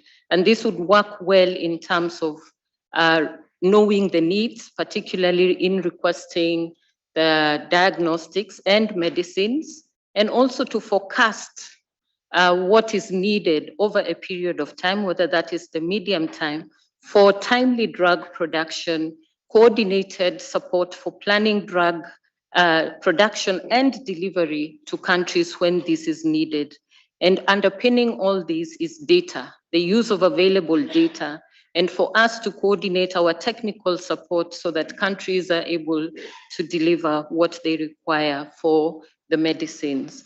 And also just caution that we should not risk commoditizing program delivery, so that it's not just about commodities, but support for the actual delivery of these commodities. The other thing is ensuring equitable access to high quality diagnostics and medicine. I think a lot has been mentioned by the R&D team about the WHO approval processes to standardize this and have timelines so that these can come to market. But even after that, to ensure that there's access and affordability for these products through engagement of all the partners that have an interest in this area. And the last, of course, is the supply chain management. Again, information systems come up to minimize the wastage of the medicines and diagnostics that have been put in the system. Next slide. Under service delivery again, we are going to discuss care, long-term care beyond cure, and chronic disease management. All these are interrelated. Some of the NTDs do have chronic sequelae, and we need to prioritize strengthening primary health care, either for rehabilitation or continual care for those who are affected by chronic NTD morbidity. And this aligns with the current global initiatives for universal healthcare and primary healthcare. We need to really bridge these gaps and not just leave our clients after giving medicine for cure. And also understand that there is a link between some of this chronic morbidity and other non-communicable diseases, and prioritize these, especially, for example, cancer and diabetes in patients who have suffered lymphedema and leprosy, and also the link between female genital schistosomiasis and sexual reproductive health and rights. So all these need to be linked. Next slide. On service delivery again, looking at the health workforce, and this also was touched on in the previous discussion, engaging communities and letting them participate both in the planning, design, and in delivery of services, whether that be at community or primary health care, engaging them in all aspects of communication, and also participation in designing programs for their care. We are also looking at capacity building, not just for program managers and other stakeholders through communities of practice, but also developing curricula for capacity building of healthcare workers who deliver these services at all levels of the health system. Next slide, please. So this is our last slide, and it touches on the strategy on technical, which addresses knowledge gaps, diagnostics, and interventions. And we need to develop a transparent research agenda that balances investments, not only to deliver new interventions, but also to accelerate interventions, not just for treatments and diagnosis, but also to accelerate their availability, and also to measure impact when targets have been reached. We need to develop and support research investments for some of our NTDs which really lack key scientific understanding, which prevents deployment of effective public health interventions. We need to also envisage a full programmatic continuum of from burden reduction to elimination. There is actually case management and surveillance after MDA, for example, for all preventive chemotherapy NTDs, and help programs consider transition between all these stages from the control to elimination and regionally or globally to eradication.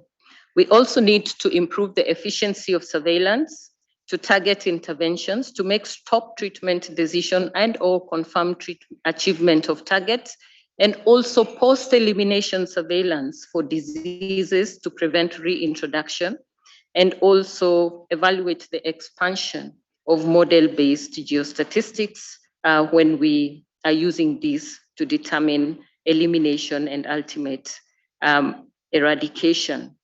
We need to place more emphasis on the integration of surveillance within routine health systems, which is essential for sustainability.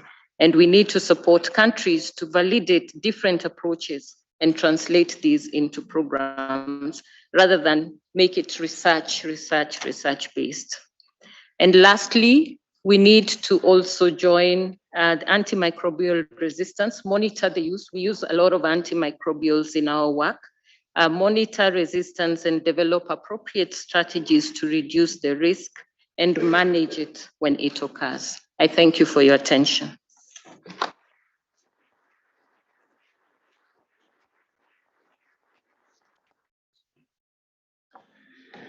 Many thanks, Elizabeth, and also to Jonathan, who's been helping in the preparation of Pillar 1. And I think in terms of time, we have maybe 5 minutes for 1 or 2 questions before we switch to Pillar 2. So at the back, I'm sorry, I cannot see your name tag. Over to you. Yeah. Hi, good afternoon. Thank you so much, Elizabeth, for that great question. Mine was just really a comment. I was just really pleased to see one of the key things you highlight there, this messaging about NTDs and equity and NTD interventions being a tracer for equity. There's actually an opportunity right now for us to include language in the UN high-level political meeting on universal health coverage, which is happening in September. There is a zero draft, which is out now, and language on NTDs is very sparse. So I think this messaging here that we are sharing in this room will be really great, particularly for member states that work on NTDs, where your ministers of health are feeding into the document to make sure that we do have that language on neglected tropical diseases. I think the coverage index developed by WHO is a really important tool because if you look at the service coverage currently for universal health coverage, it does not include neglected tropical diseases.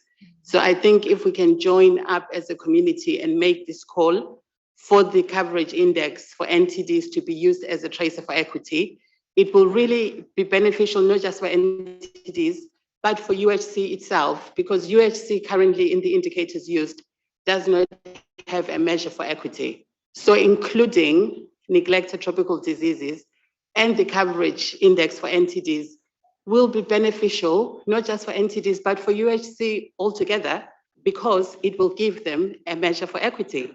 So we've got copies. I brought 20 kgs worth of luggage, and part of that is the zero draft of the UHC declaration. So we'll be happy to share that copy with you, and some language that you can propose to your countries to actually make the stuff that we're talking about in this room alive. So we have windows of opportunity for advocacy, and it would be great if we can make use of them. Thank you.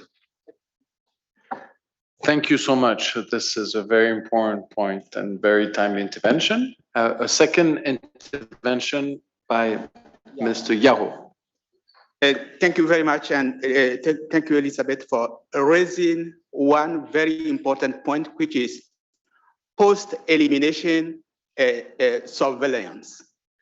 Actually, we see that 46 countries have eliminated at least one disease. My fear is elimination means the program is over. The program is shut down, everything is deployed, so we cannot afford to restart a big program like this one day. At this point, we need to start working on that and sensitizing countries to maintain at least a minimum activity that ensure post-elimination surveillance. Sleeping sickness in Africa, teach us, taught us a great story. So please, thank you. Thank you so much, Yaho. And maybe now is a good time to switch to the second pillar. And the second pillar, we will have a bit of a different setup. And we have 4 main speakers, each of which are gonna speak to the 4 themes of the second pillar. In the next slide, you will see a brief booster shot of the NTD roadmap. And in the second pillar, we cover integrating, mainstreaming, coordinating, and strengthening health system as a cross-cutting theme. So our 4 speakers, Gregorio Torres, who is from the World Organization of Animal Health, Stephanie Wayland from the Executive VP Programs, American Leprosy Mission, Junxia Song from the FAO in Rome, and Mark booth from Newcastle University are going to each have a lead, start each of the 4 point and have a bit of a conversation answering to each other. We hope that this is going to work. And starting with integrating with you, Gregorio, over to you. Thanks very much, and I will try to make it work by at least stick to the time that I'm being allocated. And again, it's a pleasure to be here representing the animal health sector. I think in neglected tropical diseases, already been mentioned several times how important it is to not leave anybody behind. So I'm very glad I'm here, modestly trying to represent the animal health sector. And I think the previous speaker already prepared my viewpoint I wanted to bring today very nicely, because what else can we talk about integration? That's surveillance. And our colleague from Afro, from WHO Afro, they mentioned that they need to strengthen the health system, they need to strengthen the surveillance system. And I cannot see a way of strengthening if it's not by bringing information from the root, from all the elements, to the key participants in the epidemiological cycle of the disease. And for sure, the animal sector needs to be presented here. Came in this morning from Paris, I was thinking, yeah, how can we even manage to design a global program if we don't have data? We don't even have data for like baseline data. That is a problem that's been discussed this morning. And I also glad to mention about post-elimination. And I can tell you, the veterinary profession, we've got plenty of experience on that. When the outbreak is over, then the disease is forgotten by generation until the virus come back again, and then takes a huge amount of time to really go back. Definitely, in some cases of neglected tropical disease, and you're going to allow me to use rabies as an example, because it's part of my dossier working in Goa. Sometimes the disease and the information actually exists, but it's scattered all around the place. It's scattered in the local communities, it's scattered in the veterinary service somewhere. Sometimes the information might not even reach the chief veterinary officer. But sometimes it does reach the chief veterinary officer, but doesn't go across the road, which is the Ministry of Health. So it's not always that we need to invest time and money in getting information. We just probably need to bring all together. Do we need to have an integration system where the information is available to everybody? We're talking about donor fatigue, no? And that's true, but it's also, there is a fatigue by the people who work in the field every day. If they don't see the progress, the motivation is extremely hard to keep saying, okay, let's try to keep working on that because it's important. Success brings success. And if we need to demonstrate that our intervention is making some progress, and if it's not making some progress, let's try to also communicate, because there is always something that can be done to get it better. Solution, that is probably what's the main focus on that, and I intentionally left only 1 minute to talk about solution because I don't want to overdo it. Of course, we got plenty of guidelines. I cannot stop mentioning the guidelines of zoonotic zoonosis guidelines being published by the tripartite, along with WHO and FAO. So there is a technical document that countries been using very successful. So I keep encourage people to get used to it. But integration, in my opinion, come to the root. Integration should happen at the beginning of the program. When there is a problem, we need to sit together to design. So this co-design that has already been mentioned this morning as well, this is where in the table, we need to have all the sector, human sector, animal health sector, local communities, that this is where the knowledge comes from, and also the civil society. You know? I'm also glad to see people from the pharma are in the room that they can bring this intelligence to the area. To integrate surveillance, we need two main aspects. One is infrastructure and also capability. We need to create systems that are able to capture and to disseminate the data, but also we need to build capability on data management. No? And I think I over time already, but I cannot stop saying that this fragmentation sometimes it's a reflection of the government, or it's actually a reflection of the national budget.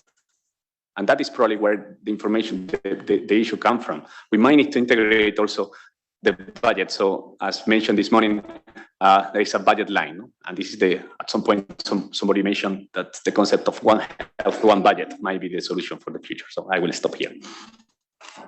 Thank you, and over to you, Mark.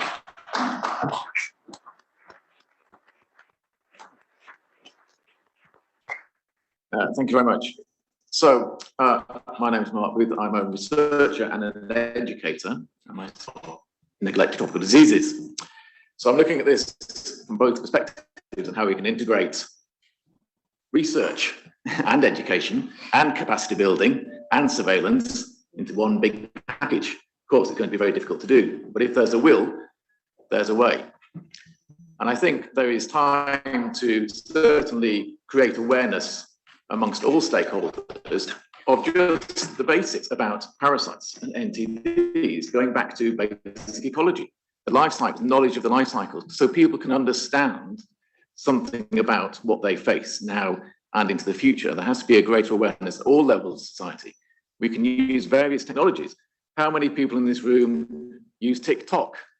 Probably none of you, but if this was a group of 16 to 24-year-olds, they'd all put their hands up, or even younger. My children, who are teenagers, all know they're all TikTokers or Instagrammers. Actually, mainly it's TikTokers. But there is technology available. I think we can use that, maybe not ourselves, but we need to bring other people in, the youth voice in particular, to help us engage with a much wider audience. This is very much a closed shop, and I'm pleased to be here. The fact I'm here means that climate change is gaining some traction and some attention.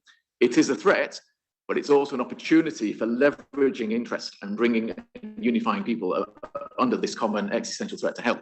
And NTDs, I will speak to this more tomorrow, are certainly within that umbrella of climate change going to be affected. But I think in terms of integration, I think there is definitely a need to move towards greater awareness at every level of society to create a kind of culture around control, management, elimination, and eradication.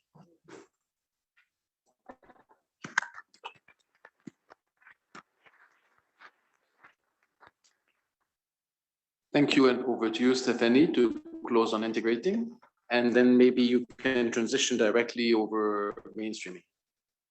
Just to complete what my colleague said, at ALM, we've been championing an integrated approach to skin NTDs since before 2016, along with a few other Lone Rangers that are in the room still, and are really excited to see the momentum and validation from the new WHO skin entities framework. But data systems, improvement and integration across diseases has been a major piece of our effort since the beginning. And I'm happy to report a lot of great traction in that area, integrating multiple diseases into national HMIS and DHIS2 specifically in many countries in the skin entities, and then within the ACTA and NTD West program, building on that through with trachoma and LF data.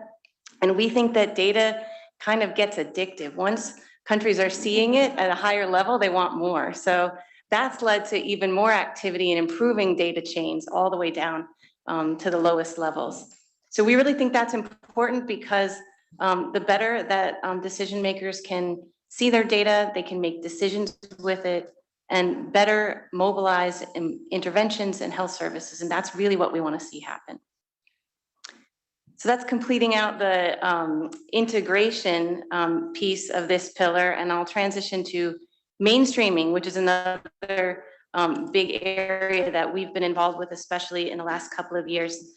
Earlier, Dr. Fall said he sees NTDs as a tracer indicator for universal health coverage. And in the roadmap, it talks about this being a really important within the context of universal health coverage. And what we're really talking about is improving the quality of NTD management within the existing health system.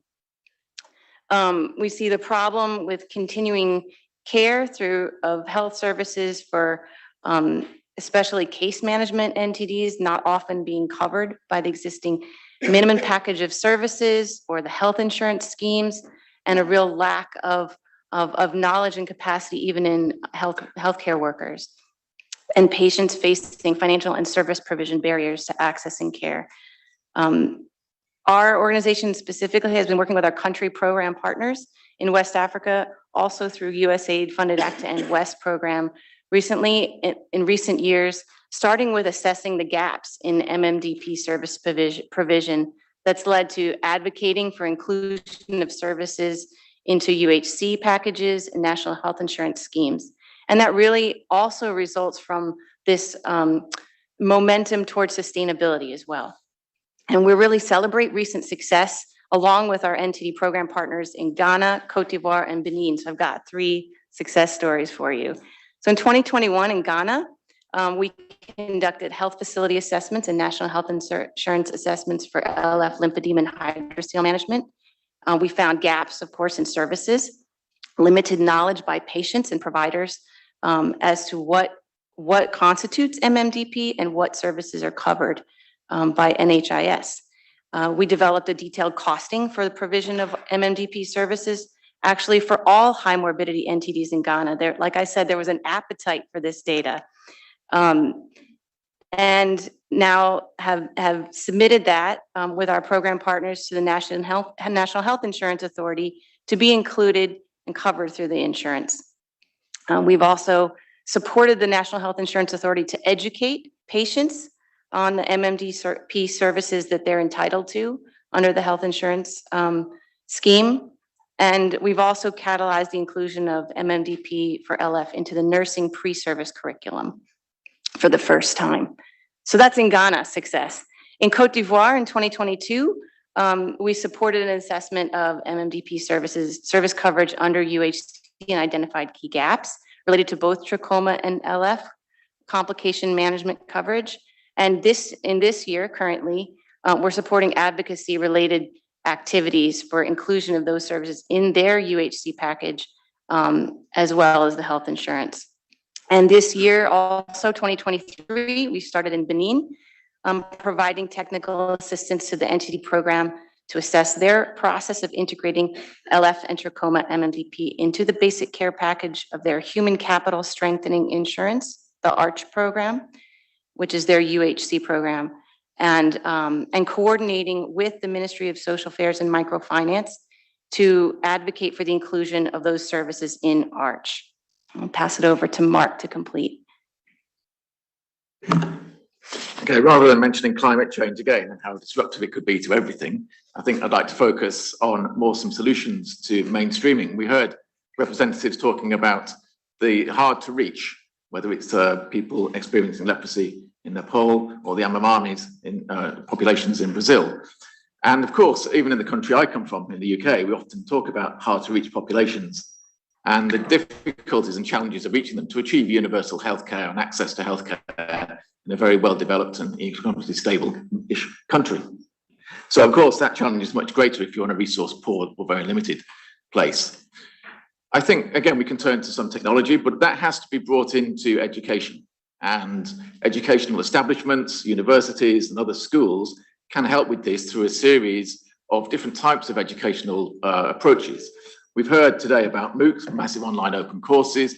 There's also the possibilities of continuing professional development for both public health practitioners and medical and clinical practitioners that can all be schooled and trained and made aware about the need to think more objectively and own the subject of NTD management control, elimination and eradication. So really, again, I'm coming to that point of creating a culture of awareness through education. And I've seen this happen through examples of education I've been involved with. For example, the Danish Bill Hartz Institute, as was in Copenhagen, had a program where they would fund civil servants who were in various African countries mainly, and they would take them through a process of short courses through to an MSc, through to a PhD, and then they would go back with that knowledge back into the government department and use that to capacity build and empower people within the civil service to advise ministers and politicians of best steps and best practice. So I think there are many routes to mainstreaming, but it starts with education and then proceeds from there.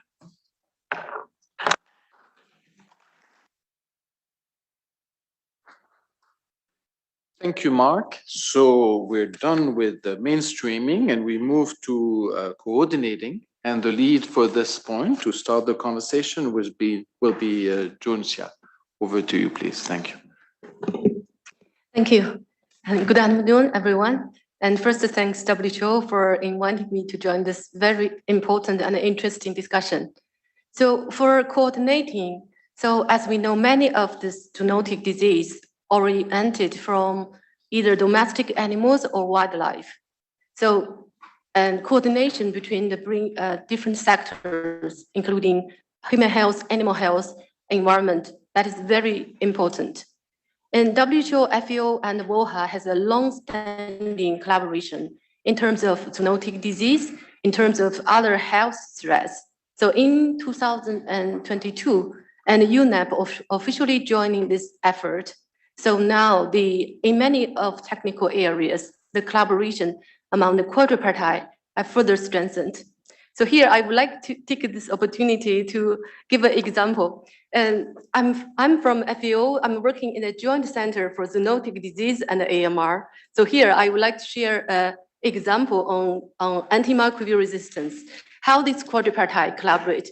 I think it can provide some ideas to the entities, this similarity between these entities and antimicrobial resistance. So first, the quadripartite organization developed a global framework, strategic framework. So it's that the common goal, and also each organization identified the key prioritized areas. So it's really it's a solid basis for the collaboration. And then we hear a lot of the integrated surveillance. So under AMR, what is done is the quadripartite sitting together, and then we identify what data should be collected by WHO, what data should be collected by WOHA, and what data should be collected by FAO. So at a very starting point, the integrated surveillance system is being established. Now it is included 3 platforms: WHO GLASS, WOHA News, and FAO InFarm. Those are our acronyms. You don't need to know this acronym. This is just showing the idea how this quadripartite organization to do this integrated surveillance. And the third one, the organization established a joint funding mechanism. We call it a multi-partner trust fund. So all the donors, they put the funds in together, and the quadripartite have a secretariat. They jointly design this project, implement, and also to do a monitor and evaluation at country level. So now the funds is already implemented in 16 countries. And also there are some key components at a global level.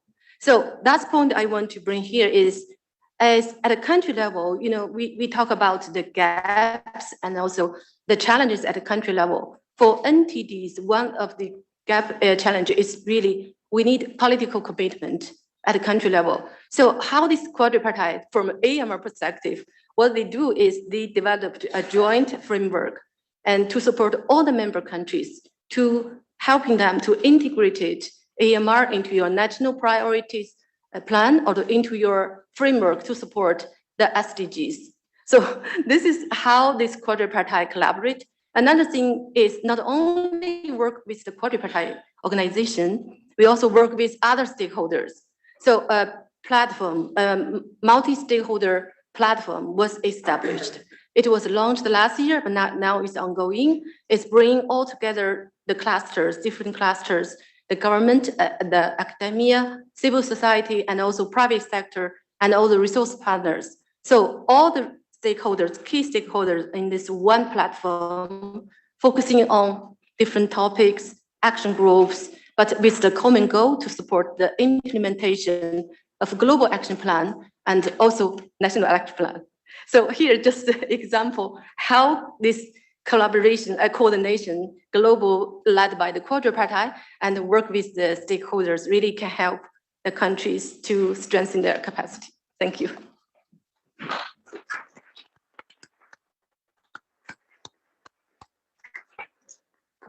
And Mark will continue on coordinating and transitioning on strengthening health system. Thanks for bearing with us. Okay, thank you. So on the point of coordinating, I'm going to talk to this as a researcher because my background is in collaborative research and I've collaborated across a lot of disciplines. So I bring some expertise in parasitology and biology, ecology, but I've worked with immunologists, ecologists, climatologists, statisticians, economists, and so on and so forth. So from my perspective as a researcher, I find a good reason to call on other people to assist me. I can lead a project, or I can co-lead, or I can let other people lead, and I will lead from behind or in front. It depends on what project it is.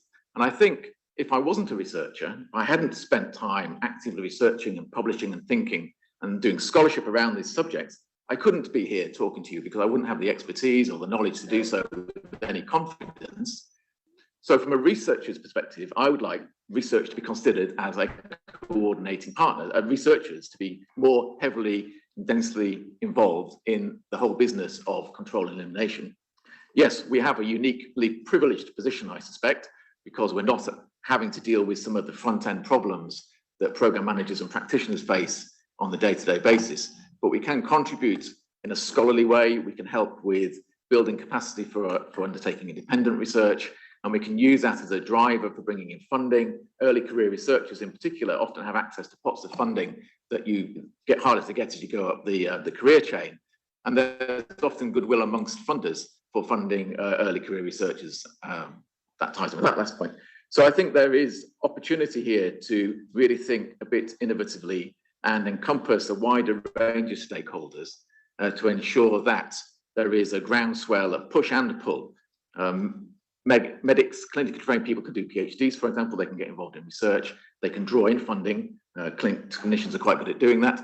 But of course, then there has to be both top down and bottom up, pull and push, to ensure that there is a willingness amongst all stakeholders to drive an agenda forward that is common and accepted by all.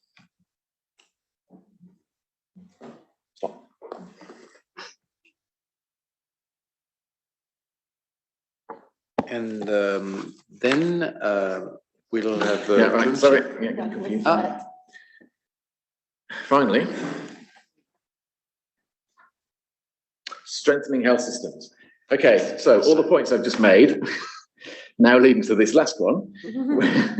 Climate change is disrupting everything. If we want to strengthen health systems, then of course we start with educating people on the topic, and we go back to first principles about understanding what is climate change, how can it affect communities, what are the broader risks associated with it, and then go in with NTDs. NTDs are not the only risk for health attributable to climate change, and climate change is not the only risk to health. We're living in the Anthropocene. We're living in a time of unprecedented change in biotic and abiotic and social systems. Climate change is one driver, and it's a good, if you like, hook, and I use that word very advisedly, but it is, again, a term you can use to leverage interest in the subject of NTDs, I think, but we can discuss that. And in terms of strengthening health systems, I'll tell you a short story about my experiences of working in medical education, particularly in the UK. Now, the UK is not abundantly affected by neglected tropical diseases, although there are many thousands of imported infections every year.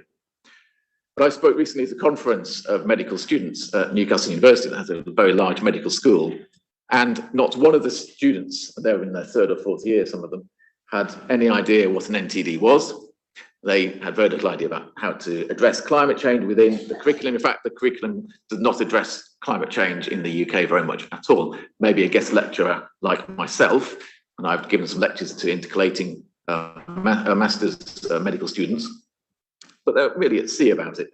So I think there has to be a driver within the medical community, a leadership role is there, I think, to actually drive forward strengthening health systems by putting NTDs much more forward in terms of the medical training curriculum. And those medics and also public health trainees, we have a very good, relatively good public health system in the UK, the Health Protection Agency, and they coordinate with GPs and other practitioners for notifiable diseases, for example. And they have a unique position within the UK of having a rather holistic view of things.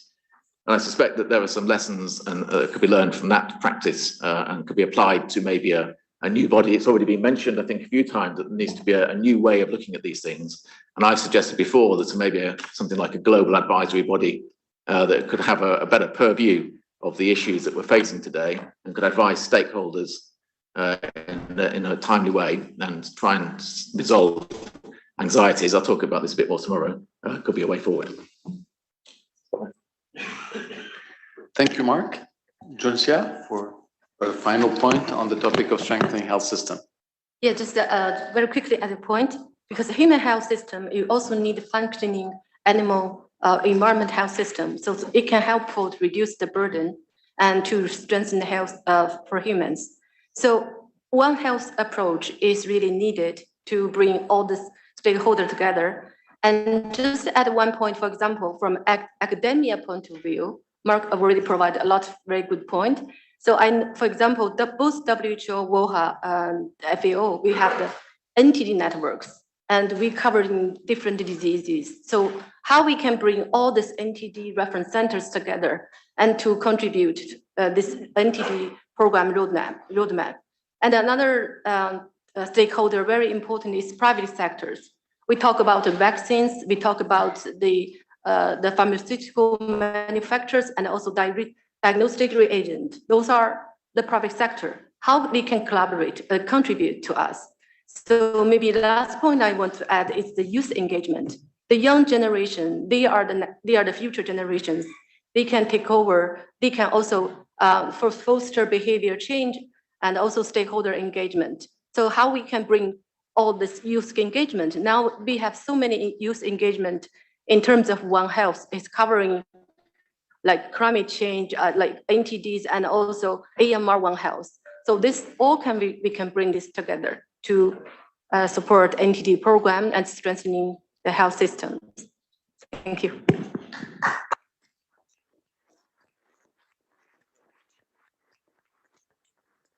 Thank you so much. And our panelists are very crisp and short in their intervention, which leave us about 5 minutes for maybe 2 questions or comments before we move to the third pillar.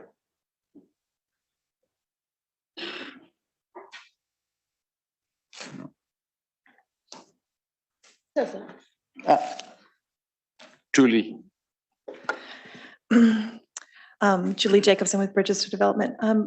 I love the conversation around the One Health, around climate change, around thinking more in this holistic and integrated way. I think from an NTD viewpoint, one of the challenges I think for us is to how do you get people to sit at the table with you when everybody's job is already full and busy? And it's wonderful to have you in the room, but I would really love comments from you all that are working in these different spaces. What brought you to this room, and how do we get others, and I think there's an ambition to have this happen at the national level, that you would have a cross, disciplinary group that would be coordinating an integrated NTD plan that would really work cross-sector.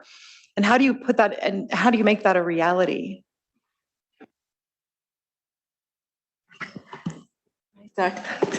Thank you. This is a very, very good question. Maybe I use the example of AMR. Actually, I maybe could be similar approach. It can be applied to NTD. For example, the MPTF project is a very small project, maybe just 1 million in a country, but that can really bring together all the stakeholders together. And when we visit some countries, now it's already implemented in 16 countries. And when we visit there and they say, okay, this is the first time all the stakeholders, they are sitting together to talk about AMR. But actually that's related with all the health stress. NTDs, in many countries, NTDs, they are really the driver to use antimicrobials. So I think this is an example. Maybe we can think in some small changes really drive some substantial, conversation at a country level. So this is just some example and the observation from AMR. Yeah. Yeah, thanks. And I think it's a very valid point, no? Why we need to, and this is something I've been asked many times, why we need to work under the One Health approach when we can do ourselves, no? And I think sometimes bringing more people to the table brings certain level of complexity. However, as I mentioned earlier, you need to demonstrate success. And the only way to demonstrate success is using specific disease as an indicator of that success. And I'll give you a good example with the rabies. At the beginning, when countries start working on it, very fragmented intervention. When you manage to bring the key people on the table and bring a plan together, then things will start working. But it's not working at central level. I think our main dialogue is always at central level, the high level decision maker that they're leaving the capital. The difference is coming in the local community. The challenge to me is how to bring this One Health approach to the local community, where you could really see beneficial of bringing people together. And that probably is not named as a One Health. It's just having a coffee together with your physician and say, look, there was a case of dogs, rabies, that was bitten in my village. Oh, that I will need to pay attention because this is probably a rabies case. Huh? And this is a real example from somebody that mentioned that it's happening in Thailand. I say, well, your One Health approach, we call the tea on Friday, where the vet and the physician just grab up the week by having a coffee together. And I say, well, you are inventing a new term. So I think the only way to demonstrate that the integration of bringing more people together, it's only valid when you demonstrate that can make a difference. And using disease as an indicator of success, that can probably bring more tangible measurements when it comes to the One Health approach.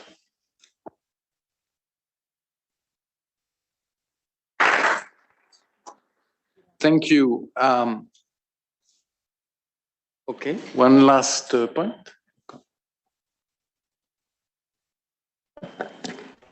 Donc, merci. Je pense que vous pouvez porter parce que comme je parle français, moi, c'est Dr. Ndembakan, je suis la coordinatrice du programme national de lutte contre les maladies tropicales négligées au niveau du Sénégal. Je pense qu'on a abordé quand même un point très important sur l'intégration. Et aujourd'hui, on sait que dans l'intégration, on a parlé des points importants dans le pilier 2, que ce soit l'intégration, l'inclusion, la coordination. Et moi, je voudrais revenir par rapport à cette intégration. On sait qu'aujourd'hui, pour assurer une meilleure efficience de nos interventions, il faut une intégration au niveau opérationnel. Et vous savez aussi que l'intégration, c'est à plusieurs niveaux. Donc, on doit commencer l'intégration dans la planification de nos actions. Et là, je pense que si on parle d'intégration, que ce soit dans le système de santé, que ce soit dans le renforcement des capacités, dans la mise en œuvre des interventions, dans tout ce que nous faisons, nous devons aller vers l'intégration pour assurer la durabilité. Et aujourd'hui, on a parlé tout à l'heure du système de surveillance, post-élimination. Et je pense qu'on ne peut pas mettre en place un système de surveillance parallèle. Il faut qu'on ait un système de surveillance intégré qui prend en compte déjà notre système. Parce que je sais que dans tous les pays, déjà, il y a un système de surveillance très efficace qui marche bien. Et pour moi, c'est important aujourd'hui, en tout cas, de mettre le focus sur cette intégration si nous voulons aller, en tout cas, vers la durabilité. Et l'autre chose aussi, je peux donner l'exemple de notre téléphone.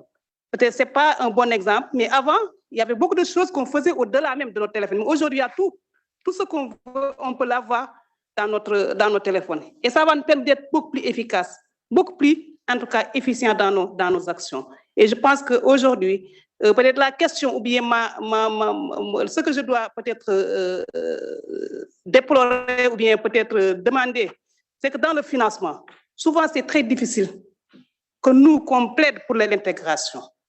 Parce que souvent il y a des maladies qui sont ciblées. On laisse à rate d'autres maladies. Et je pense que si on parle de l'intégration, on doit commencer l'intégration déjà au niveau des maladies, au niveau des maladies, c'est-à-dire de prendre le mycétome intégré avec la lèpre. C'est ça l'intégration déjà au niveau des programmes.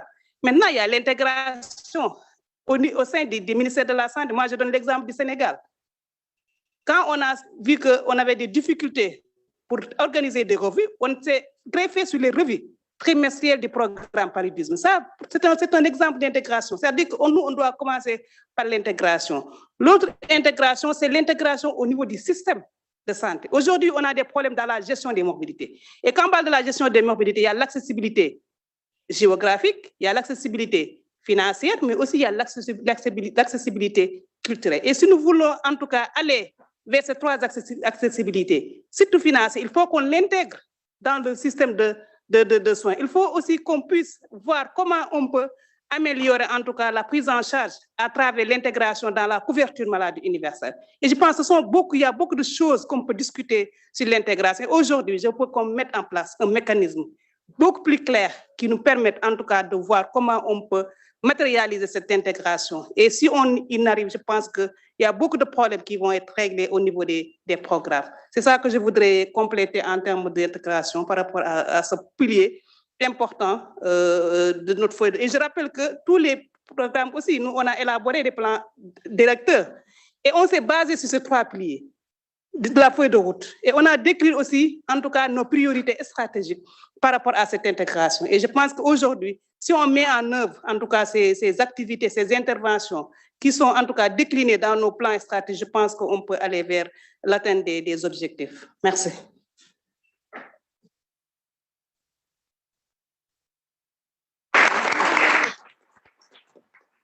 Merci beaucoup, Dr Khan, pour nous expliquer cette stratification dans l'intégration sur la base de votre expérience personnelle.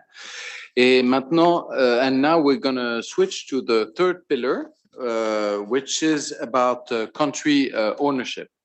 So we're going to have another format for this session. So we have, because we thought that it's all about country ownership, and I'm sorry, I forgot to also thank Kingsley, who's organized the presentation and the messaging for the second pillar. So going over the third pillar on country ownership with the assistance of Maria, we thought that maybe it could be interesting to organize a dialogue between the position of those working in countries and a response by those who are partners, not necessarily in the position of working within the country. So we, as part of the first part, we will have Dr. Fikre Saife, who is National NTD Program Team Leader at the Federal Ministry of Health in Ethiopia, and hopefully Dr. Sultani, if it's confirmed, who's available online. He's not available online. No. And then maybe we could ask from a national ownership point of view, after Dr. Fikre Saife, we could ask Fanny Brito from the International Federation of Association of People Affected by Chagas disease to make a point, after which we will have some points made by 4 persons. So over to you, Dr. Fikre, this side. Okay, good afternoon, everyone. My name is Fikra. I'm the National NTD Program Manager in Ethiopia. And first of all, I would like to say thank you for the organizers who give me the chance to speak a little bit on the experience, the Ethiopian NTD program experience in terms of country ownership and program mainstreaming. So it has been said a lot about mainstreaming, about sustainability and country ownership. The critical question here is, how are we measuring country ownership? How are we measuring program sustainability? So the answer is just to examine or just to assess the country's program from the 6 health system building blocks perspective. So we can assess the service delivery, how countries NTD program in each of the countries are being delivered in terms of service delivery. And the other thing is, do the country team or the national program have the NTD structure within the national government and lower level government as well? And the other thing is healthcare financing, and this is a very important pillar. So we can assess the program status from the finance perspective. Do countries provide or allocate some budgets? Do they have budget line for the NTD program and so on? And the other thing is supply chain management, which is very critical for the NTD program, because as you know, the most of the NTD program, the linchpin program for the NTD is mass drug administration, which require transporting, storing, and distributing a very large quantity of medicine.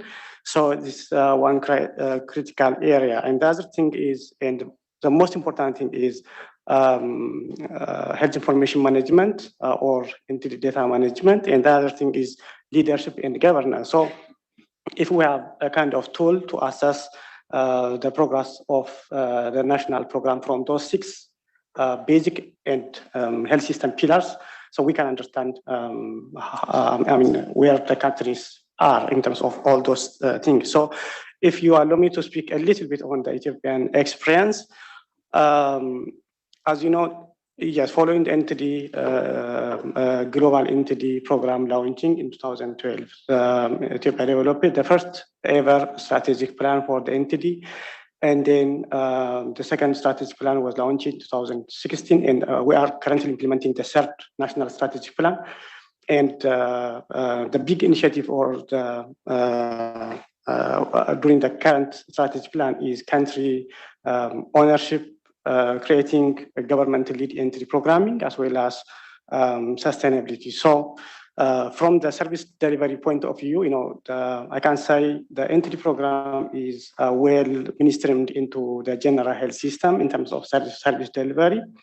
The program is part of the primary health care package, and it is already part of the health extension packages. And we have the national essential health services for the general health system, and NTD is part of it. And the other thing, in terms of structure, since the program was launched back in 2012, we created a parallel, a standalone entity program within the national government, Ministry of Health, and regional governments, and beyond to the district level. And currently, even we are trying to assign at least a focal point at cluster health center level, which is very close to the community health workers. And we have an ongoing, thanks for our partners and donors, we have an ongoing capacity building, mentoring, and supervision, which is part of the primary health care system strengthening. And in terms of supply chain management, yes, since 2016 and 17, the NTD supply chain management and logistics management is already part of the national logistic management, and this is being led by the Ethiopian Pharmaceutical Supply Agency. It's an agency, a standalone agency for managing drugs and drug equipment and supplies. Including drug clearance, storage, and distribution to the needy people or the endemic districts and areas is being managed by that agency. And the Ministry of Health's role is to overall coordination and reporting to WHO and donors and so on. And in terms of financing, I'm not confident enough to speak more on this because, of course, the Ethiopian government is trying to allocate budget, and we have some entity budget lines during a planning session as part of the general health system, which is parallel to, for example, the entity program is under the disease prevention and control lead executive office, and entity is as one program parallel to malaria, HIV, TB, and other health programs. So during annual planning, we are requested to submit a budget proposal, and we tried to lobby and advocate for decision makers. And even if not sufficient, it's been, the Ministry of Health has been providing some budget. And as Ellen said previously, now there is a very big commitment from the government, including the national and some of the regional governments, to allocate more funding for the entity program, and we are working on that. And the other important thing is leadership and governance. The entity program being closely monitored by the minister officials, regional health bureau officials, and so on. So the answer is yes. So entity is part of the general, the health sector transformation plan, which is the highest policy or strategy plan for the sector of the ministry for the health sector. So NTD is already part of that. Almost like 7 indicators, high-level indicators are included in that strategic plan. So it has a meaning. So once the program is included in that, so ministry officials will closely follow the progress. They will track the progress, and they will also report for the parliament and so on. So this is a big milestone in terms of program sustainability and mainstreaming. And the other thing is, so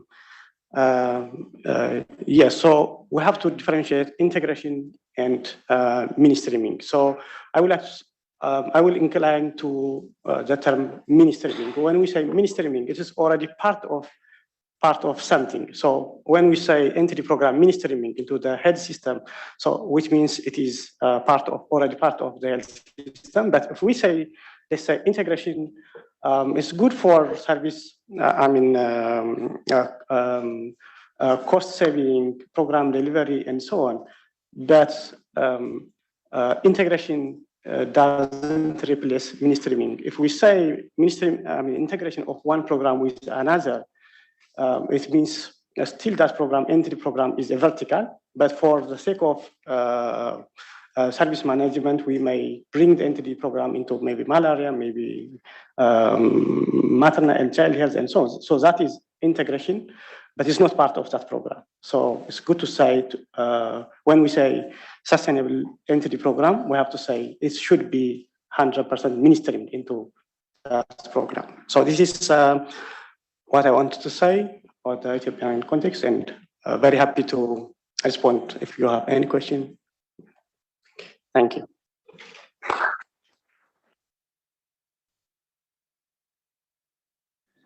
So now Fanny Brito from the International Federation of Association of People Affected by Chagas, if you want to make a point on solutions.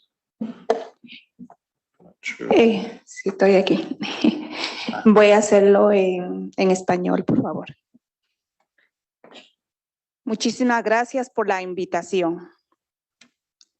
La eliminación de la enfermedad de Chagas como problema de salud pública solamente será posible si se refuerza la detección oportuna, atención integral, notificación y vigilancia epidemiológica de las personas afectadas desde la atención primaria de la salud.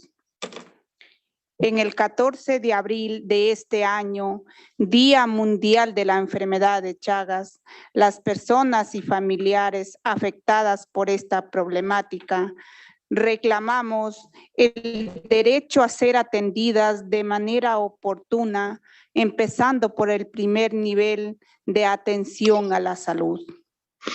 Además, con la información y el reporte de casos en las unidades de salud más cercanas a donde nos encontramos, podremos dejar de ser números estimados. En el Día Mundial del año pasado, pedíamos ayuda para saber dónde estamos y cuántos somos. Era una manera de expresar la necesidad de que se establezcan sistemas de notificación y vigilancia epidemiológica en todos los países con casos de enfermedad de Chagas. De este modo, la respuesta a esta problemática compleja podrá contar con estrategias y medios adecuados a las realidades de cada lugar. Es en una atención primaria de la salud con recursos y capacitada donde se debe empezar a facilitar la información y la atención integral a las personas y comunidades afectadas. Es en los centros de salud más cercanos donde se puede romper las barreras para un acceso oportuno sin demora al diagnóstico y tratamiento, así como a la notificación de casos agudos y crónicos. De lo contrario, seguiremos sin saber la verdadera magnitud de este problema de salud global. Y continuaremos perdidos en las nubes de las estimaciones sin rostro. Pero lo que más nos preocupa es que frecuentemente estemos al final de la lista de prioridades en la atención a la salud. Hace mucho tiempo que la enfermedad de Chagas dejó de ser un problema exclusivo de los países en América Latina o de poblaciones que vivían en comunidades remotas y rurales. El vector, la infección, migraron con las personas afectadas a las ciudades y otras poblaciones, países y continentes.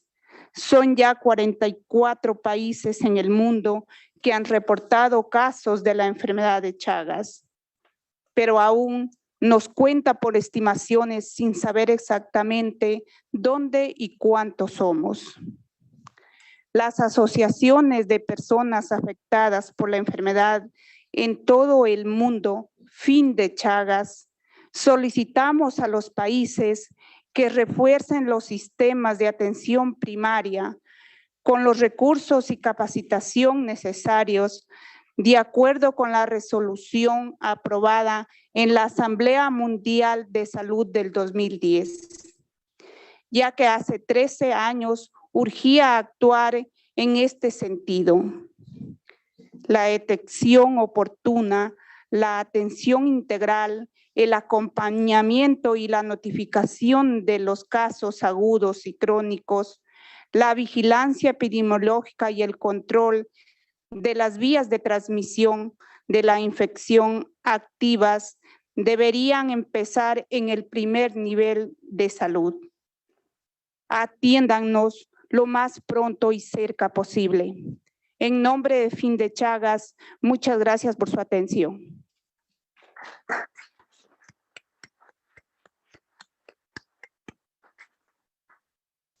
Muchas gracias.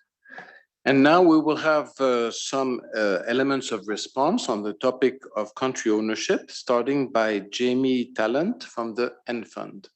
Over to you. Thanks. Good afternoon, everybody. Thanks for sticking around for this late afternoon session. I'll be brief. But given that we work closely with Dr. Khan and Fikre from Ethiopia, I thought I might go over some ways that the N Fund and specifically the Reaching the Last Mile Fund, which is the fund that I oversee, have tried to change the operating model when it comes to country ownership. At the outset of the Reaching the Last Mile Fund in 2018, we made a conscious decision that our primary partner in each of the 7 countries that we support would be the government. We consider them our go-to and our primary point of contact for any of the activities that we support, which doesn't mean that we don't work with a multitude of local and international partners, but we take our direction from the ministries of health of the governments that we support.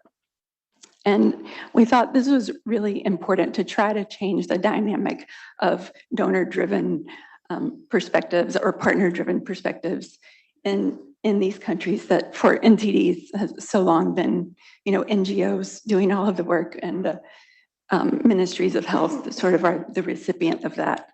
But some other things that we have tried to do is that we've tried to provide our support in a very holistic way, meaning that from baseline mapping all the way to post-elimination surveillance, we try to support the activities that are in line with the WHO guidance in the country and the country entity roadmaps to meet the goals of the country. So, sometimes the partners can work in a very fragmented way, which some partners can support some elements of the disease elimination, or they have timing restrictions around when they can support certain activities, but we try to be as flexible as possible and support country governments to have the funding when they need it for the activities that will help them reach their goals. Some other things that we've tried to do is in terms of building in-country capacity is that we directly support master's degrees and PhDs of Ministry of Health partners who are using their own country data to enhance their own education and leadership skills so that they have greater capacity to understand what's happening in their program and to make decisions for their programs. The final point I wanted to make is that we think post-elimination surveillance is the key to long-term sustainability. And to that end, we support around, at this point, 7 labs across the countries that we support. And we have hopes that by building the post-treatment, post-elimination surveillance strategies, at least for onco and LF right now, that the other disease groups can build on this, and it can really serve as a platform for the future as more and more diseases reach their own elimination goals.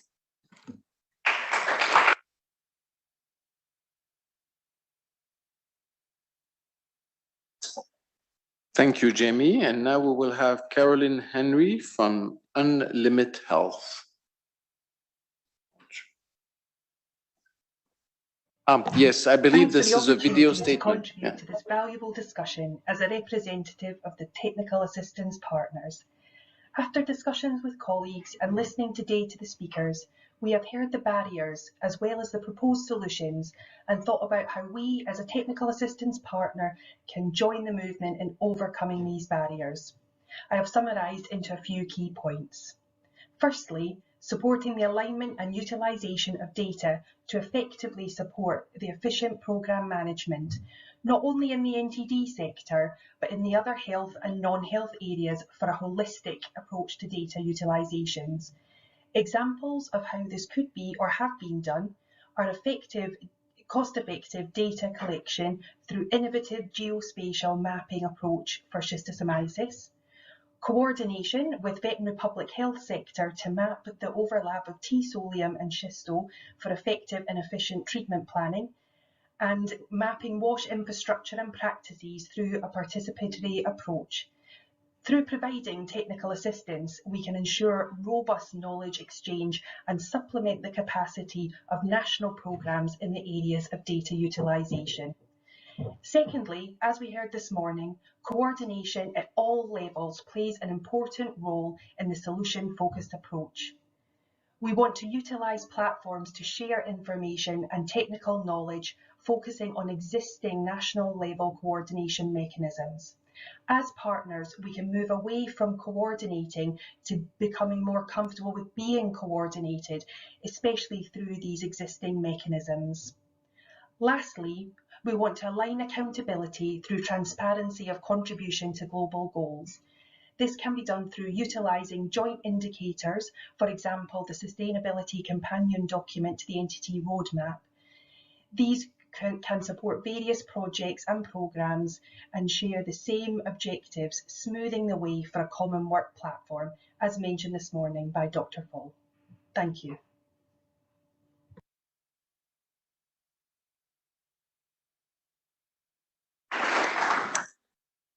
Thank you very much, Caroline, who I believe is currently flying over, hopefully, to us. The third point will be by Saloshni Naidos from the University of KwaZulu-Natal in South Africa. Good afternoon, everybody. I think just to say, entities are an important I'm not sure why there's an echo, but just to go on. Just to say that we see entities as being important in incorporating international health plans, because if we don't do this, then communities are affected by entities are likely. I was asked academia will support governments, and just to talk about three of the important aspects that we are doing in terms of supporting government. The one is through our training, and in ensuring that we have fit for purpose healthcare workers in terms of addressing the healthcare needs of our communities. So reorientating our health programs and the way in which we train our doctors and nurses, but also our environmentalists and our data scientists who are needed in addressing this bigger picture of controlling NTDs and other diseases. Then within the health, we are working toward skilling and upskilling our leaders and our operational managers, equipping them with the skills to implement data-driven planning, intervening, re-engineering, and strengthening the health system.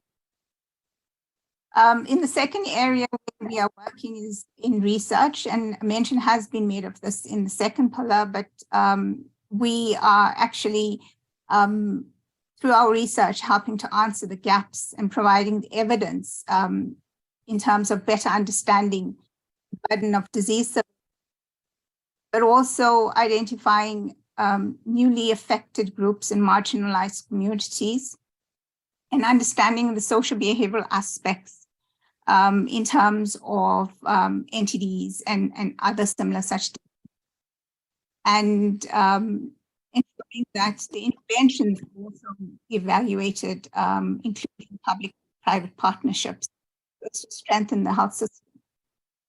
And the third area in which we are supporting government and as academia government is in terms of community engagement and empowerment.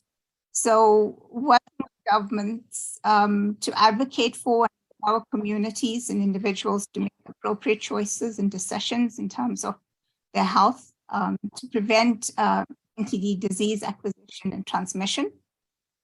And importantly, when actually empowering them, giving communities the ability and the power to sit at the decision-making tables with governments and other key stakeholders, so as to inform decisions about their own health as recipients of national interventions.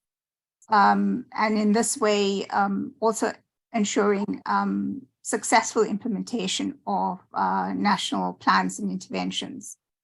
So there's a wealth of experience that we draw on other diseases that enable us to be able to support government in terms of addressing the issue around NTDs.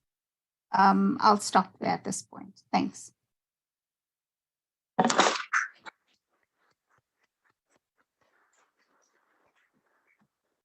Thank you so much. And our last intervention on the third pillar will be by Dr. Juliette Nabionga-Orem, who is with our regional office for the African region.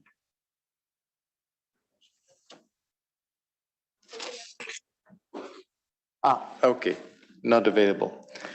In that case, we will have, I think it's already 5, so we should try to wrap up so that we can provide an opportunity for our colleagues to do the action point and also for the cocktail. We had prepared a very quick slide of wrap up. As I mentioned to you, I got into my public health career as somebody who was into infectious diseases and including NTDs. And throughout the years, I've actually discovered the synergy that it is to work with the health system colleagues for a health system approach. We've had a lot of conversation on integration. I found that in my work dealing with so many communicable diseases, that the work integration is very often very polarized. You have the advocates and the anti. So the solution I've tried to bring is not to use the word anymore and to prefer to talk about a health system approach to communicable diseases. And I think a lot of what we've heard during this session is about the health system building block and a collaborative multisectoral action to end NTDs, focusing on equity, which is very much at the DNA of these programs. And we've heard about countries leading, and with the consolidation of the support by a concept that some of our health system colleagues call the country compact, by which all the partners come together and help with one voice the national stakeholders. We've heard about the opportunities in terms of financing, where we need to try to seize opportunity to improve efficiencies, benefit from other initiatives such as health campaign effectiveness, Gavi Global Fund, but also mobilize additional revenue. We've heard that we need to have a continuum for the delivery of a package of services through different platforms, whether it's mass drug administration of case treatment, and with models of care that are flexible with care beyond cure, for instance. We've heard about community of practice for the NTD workforce. We've heard about optimizing procurement and supply chain management in a consolidated way, also benefiting from what's happening from other initiatives, including with Gavi and Global Fund. And finally, I think we've heard a lot from one data system, a single consolidated one that works efficiently for accountability and also consolidated with across the One Health domain, and in a way that will allow us to adapt to climate change and anticipate in advance what are going to be the evolution of these NTDs. So thank you so much for all our panelists, all the intervention, all the contribution, and to the NTD team that has contributed to put together this session. Over to you.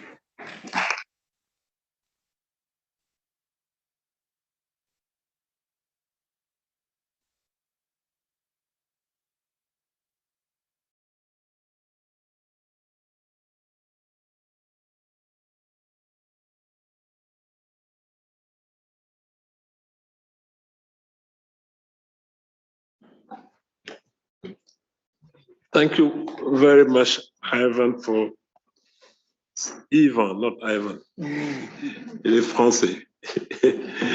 So for summarizing very well this very interesting session. I think we have had a number of interesting sections, and a team are working to make sure that this will lead to real actions they are going to take with countries, but with all partners, always keeping in mind such a shift we need to implement in a more programmatic way. And I think it has been a very rich first day, and let's make sure that it takes some time for the cocktail and come together fresher even tomorrow for more actions and speed again. Thank you so much. Thank you.